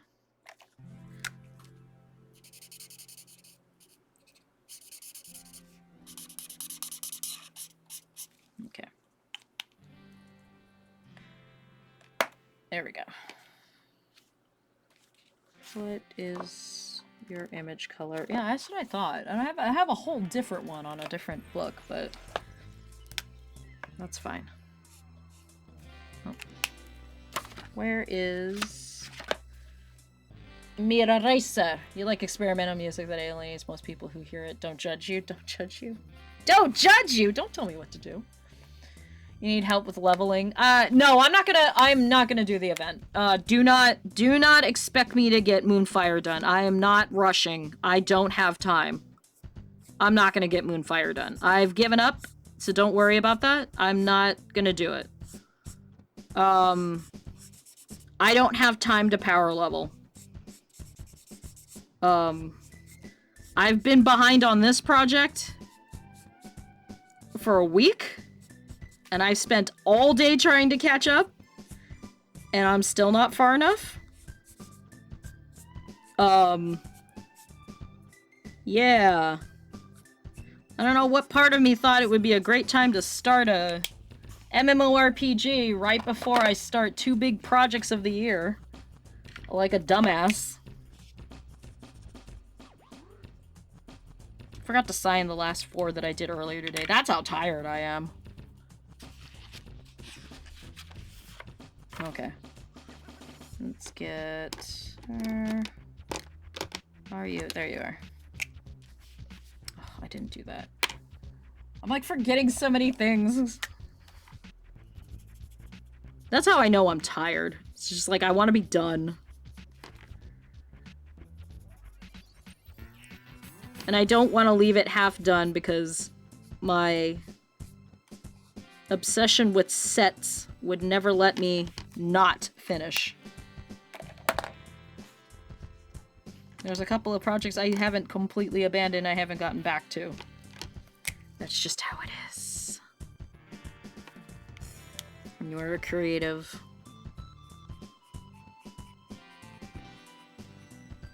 Oh, I haven't watched your VOD. What's the necrophilia thing, Dat Black Bear?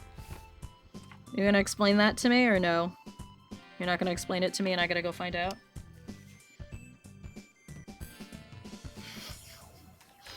The things I hear about other streams. Oh, Jesus. Okay.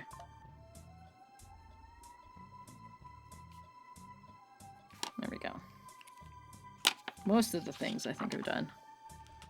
Yeah. Alright! Woohoo! Yeah, I forgot to sign this one, this one, this one, and this one. And then I rescanned them. That's how I sound to people when I defend the score to the first Doctor Who Sea Devil story. Oh look, time to cook another batch of mushrooms. Yes, of course. It's about Kakya, isn't it?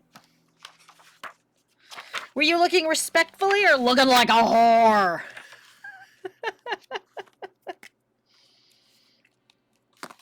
No judgment.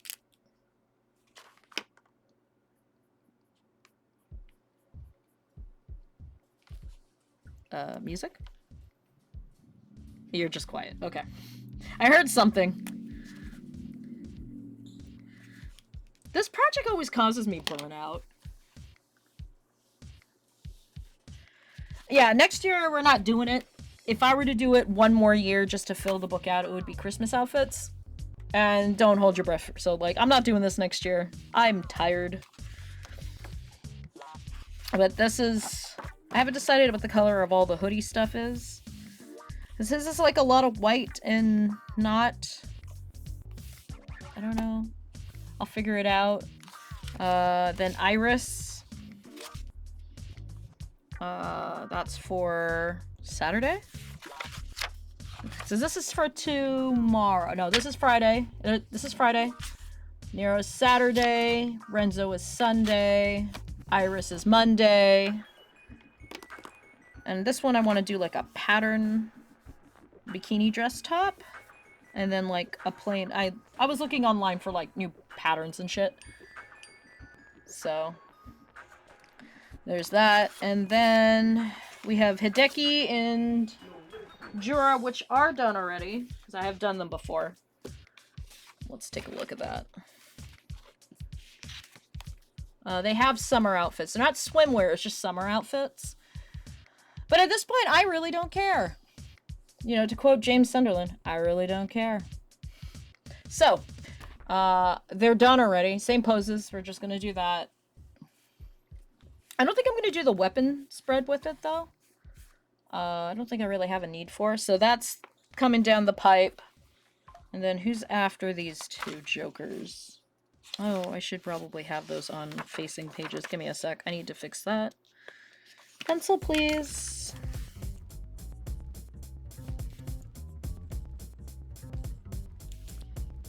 Uh, 27. I'll just erase that. So 27 and 28 are Hideki and Jura. And then Hana from my newest series, my newest Girls Love series. She's got pink hair. I've got a neat little one for that. And then I think the 29, and then there'd be Tenori and Marimo. And Marimo is also already done. Because I did her for an outfit August one year. And that's her swimsuit. So that will be doing it. So I just got to design something for Tenori and Hana. And then everything else is already pre-designed and pre-posed. I just have to redraw it. And then this was... I like this. I bought another book to do this again for Splatoon 3. Then you can see my notes on the back here so I can try and keep all the colors consistent. Because that's her natural tentacle color. And I've definitely had a style change since this. So it'll be really interesting to do it again. See if I can come up with different things. I have been sketching them, so I have ideas. But... so... Not Splatfest is Swim Christmas. The Rookie. When she first started. And then, like, I have a whole bunch that I haven't finished because I wanted to do all of them just off. So, Rock versus Pop. Fries versus Nuggets. Dexterity versus Endurance. I want to redraw that. I don't care much for the pose. Top roll versus bottom row, which I believe that was a Europe one. Do you roll your toilet paper over the top or over the bottom? And then I haven't done lemon versus no lemon, warm breakfast versus cold breakfast, innerwear versus outerwear, film versus book, champion versus challenger, gherkin versus gherk out, so pickles or no pickles. New model versus popular model. I think that was sneaker based because it was Nike collab. Baseball versus soccer, New Life Form versus Future Tech. That was sponsored by Jamstack, which is like the undersea rovers. That was pretty cool.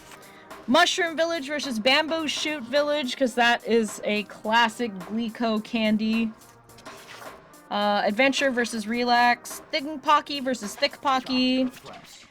When it comes to your favorite food, do you save it or eat it first? I must save it till last.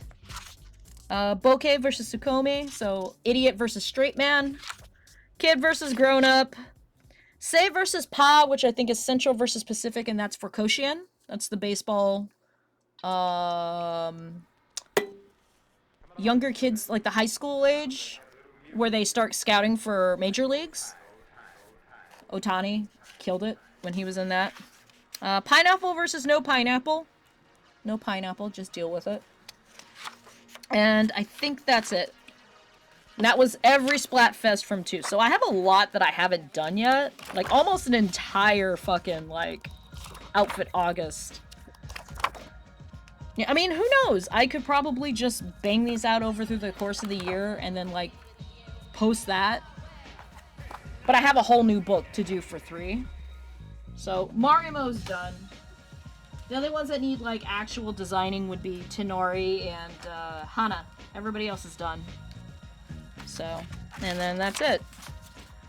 So, I might get the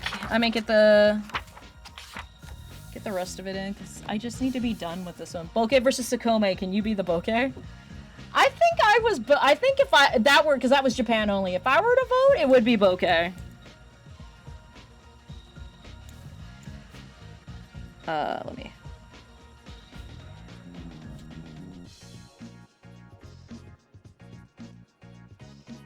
I think I would have picked Bokeh off the top of my head. I have to start color coding when you get an next set of markers. Swear down. I know.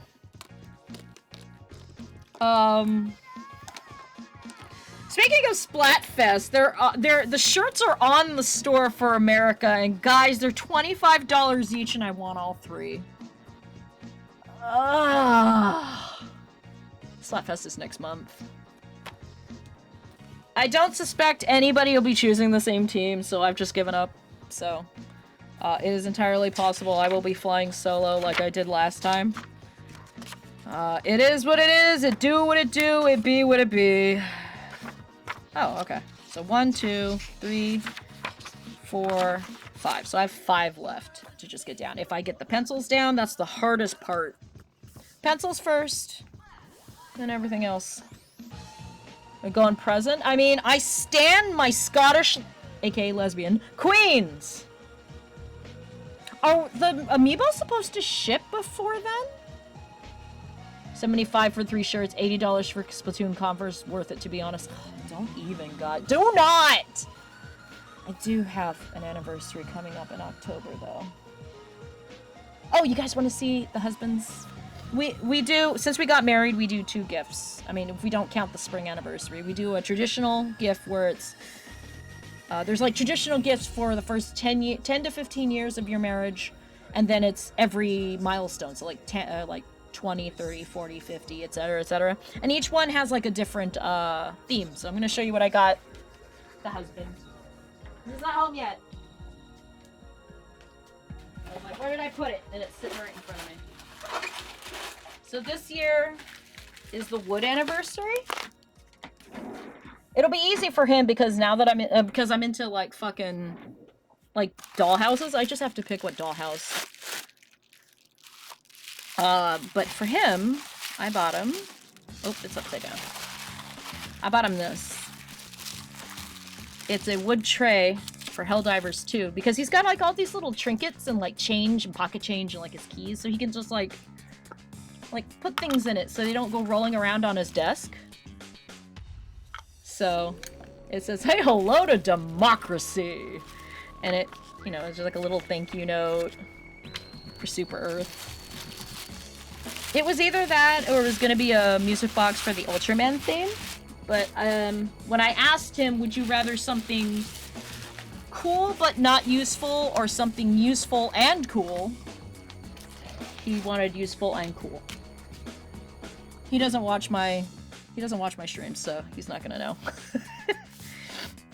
He's too busy. He works. He's on his way home right now. Speaking of the Splatoon checks, getting it just close enough to justify. You should. God damn it, it's very well engraved. Yeah, it's like laser. It was laser engraved and everything. It was really nice. Which ones are you getting, Decon? Like, I can't I don't know. I can decide which one. I have to decide. It's nice. So I might have him, like, get me another, like, miniature house, because there's a couple I have my eyes on. There's, like, a whole, like, new set in, like, this scale. This is, like, 144, and this is, like, my favorite scale. So I might pick a couple from some... Oh. Baby Dinosaur Dracula, he fits. I got him in a Dinosaur Dracula box years ago. So he lives in this cute little house, but maybe I should get him another one. There's one that's like a store from Harry Potter, and I was like, that's interesting and totally not infringing on anything. It lights up too. Hang on. I can... Where's my light switch? Isn't that cool? And then, like, I like this one because it has the atrium for, like, flowers. So I might ask him for one of these because there's a bunch. And they're usually retail for, like, $25 each. So, you know.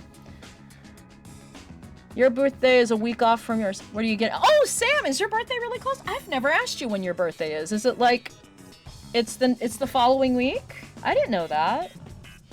Thought about the gray ones with the patches sewn in, but you can't find a listing, so you're thinking the black ones.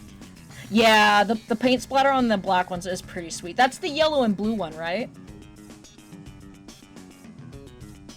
An orange and a clip around the ear. Why does he not like oranges? Speaking of oranges. Or does he like oranges? It's orange cream bubbly. It feels like they're like Oreos. They release like crazy flavors all the time. Yeah, the yellow and green and the blue splatter. Hell yeah. Yellow green ones. Yeah. The cool yellow, not the warm yellow. But yeah. I'm in the home stretch. I gotta count pages in a sketchbook for Halloween. If I can get away with doing a short one and still fitting in, like, at least 131 for the following year, I might consider doing a really short Drawtober. I don't know. An orange and a clip around the ear is just an old phrase. I love it. It's just so random. I'm gonna have to start using it. To this day, when something goes wrong and I start, you know, coughing, I will turn, or someone starts coughing, I will turn to them and go, like, do you need a glass of water? Like you would. Lol. So. Oh, pardon me. Twitch, what did you fail to load? So, you know, we got stuff done. We got 2 done. I'm actually a lot happier with this than I was the first year I did it. I think I kind of rushed it the first year. I like this one better. I don't know. Sam's birthday is a week before. Oh, a week before! Okay, so he's before that. So he's a September baby. A year and a week older than you. That's like me! I'm a year older than most people. Except that Black Bear. I am exactly 3 years older than him. Not my money, not my circus. Hell yeah, I love that one. I also like not my monkey, not my circus. Oh, that's probably also the variation. Not my circus, not my kaiju. Not my monkey. That's what, okay, you did me. I do like not my money, not my circus. I kind of like that ring too. Yeah, excellent, good. You need a glass of water, we'll never die. Yeah, not my monkey, not my circus is just a great way.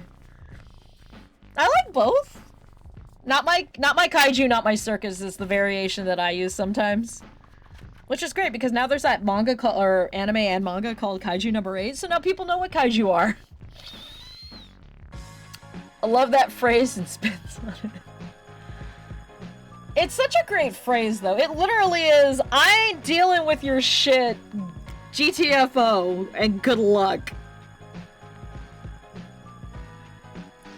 I gotta check out also some games, some spoopy games that we can do for September. Midway through September, we're gonna start spoopy games. A good one to use in Splat stuff. Not my clownfish, not my aquarium. That's a good one too. That's a good one too. Okay. It's been about 2 hours. I need to eat. I'm tired. I'm burnt out. I did a lot of work. This is how much I had to catch up today. It was a lot. And I'm not done posting. Posting's the hardest part about this fucking thing. You know? But, you know, it's going. It's working. It's a thing that's happening. I can move. I put the bookmark here so I can just match, like, shit. So I make sure I'm on task. But yeah. Next week... I don't know if there's gonna be... There may not be a stream. I think I need another break. So there's probably not gonna be another stream break. But first week of September, we're gonna do a stream. And it's probably gonna be something. No promises, but I might consider... First week of September. Let me take a look at a, calendar. Durhay. So that would be the 5th of September. I'm gonna say tentatively, do not quote me on this. I'm not gonna promise. I won't put it on the schedule to the week of if I make that decision. But maybe we will tackle final chapter of Nightmare Mode of Fatal Frame 5. Just to get me back into the rhythm. I've started already my offline... Oh, so a couple things about the marathon and, like, speedrunning in general. We'll talk about that. Let's put up some Halloween-y shit. Let's put up Nero's Halloween. So about that. I was looking at speedrun.com just to see what average times are, and some people have videos so I can watch the speedrun so we can just make the marathon go faster. We'll watch cutscenes for the marathon. So again, the marathon that we're going to be doing 20-something of October. Let me scroll this down. September, October. So 24th of October. My main goal is to spend about 8 to 10 hours straight streaming. We're going to do Fatal Frame 1, 2, and 3. Back to back to back. That's my goal. Will I do a follow-up 4 and 5 all in one go? I do not have plans for that right now. That is not in my cards. I just want to see if we can do the other one. But on speedrun.com, I was looking at, like, all the times. And I'll hook up the Xbox maybe one day while we're playing around. I'll hook up the Xbox and I'll show you my save data for how fast I beat a normal run of Fatal Frame 2 on the Xbox. It was like 2 hours and 13 minutes. And that is within half an hour to 40 minutes of world record. And so it got me kind of thinking, what the heck? I didn't just get jump scared. Maybe I think about submitting at some point. At some point submitting to speedrun.com a Fatal Frame run or two. There is nobody in the category of Fatal, which is the hardest mode. It's harder than Nightmare on the Xbox. No one has submitted to Fatal that I can tell. And maybe that's me. It won't be the fastest time. It's probably going to be like 2.5 hours. But should I try it? I don't see why not. That would be one where I probably am not going to talk on stream. I'll read chat, but I'm probably not going to talk on stream. I don't know what the rules are. I've never done speedrun.com. But it gave me a good feeling that it is possible, at my peak, because, you know, I haven't touched the Xbox version in like, years. At my peak, I was fast at these games. So, you know, that's just to say I'm getting kind of excited about the marathon. I want to try and put on a good performance. We're going to watch cutscenes. We're going to talk. We're going to definitely take at least a 5 to 10 minute break in between each. Because I can't just go back to back to back. I've never done that before. The only time I've played like 8 hours a day without really any breaks is when I just play on my own. I'll be performing. So, you know. Oh yeah, Yuna.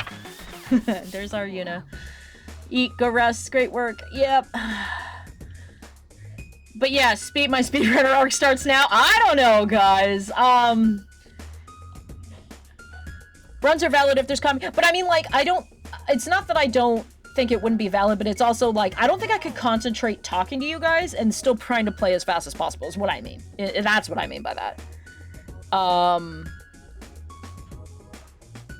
Because I don't, and me submitting a speedrun is not happening this year. This is like a long-term goal that, you know, at some point I'll be like, okay guys, we're doing runs. We're just gonna be doing runs, and we're just running to completion to see how fast I can go, just to see if I can crack the leaderboard. I don't know. It's just something kind of exciting that's different. Dio takes her sweet ass time, slowly strolling through the games, taking all the details of heart. Yeah, the slowest runs possible. I mean, like, our last run for Fatal Frame 3, and we still missed some things. That was an 18-hour save, right? And I had to, like, backtrack on some of it. That was, like, 18 to 20 hours. I've already done that live on stream. It was, like, 18 hours. It was fun, though. It was one of the funnest streams I've ever done. So, like I said, no promises, but the first week of September, we might be tackling the last chapter of Fatal Frame 5 on Nightmare Mode. And that is, we don't stop until the game is beaten.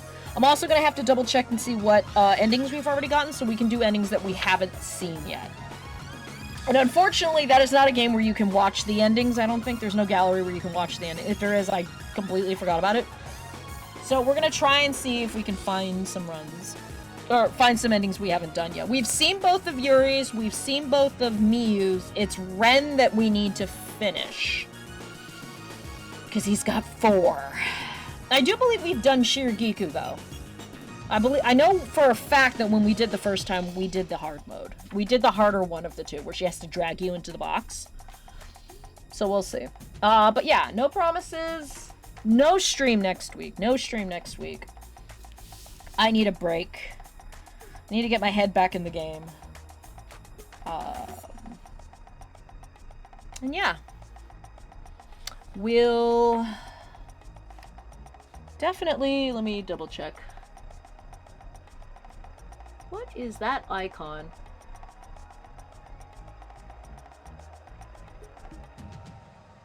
Oh, it's a collaboration icon. Okay. Sparkling Perfect is streaming. She is streaming Animal Well. It's the Metroidvania of some a little blob trying to get through a well full of animals and dying a lot because those games are hard. So let's pop in a raid. Everybody say hi. If you're not going to stay the whole night, just say hi.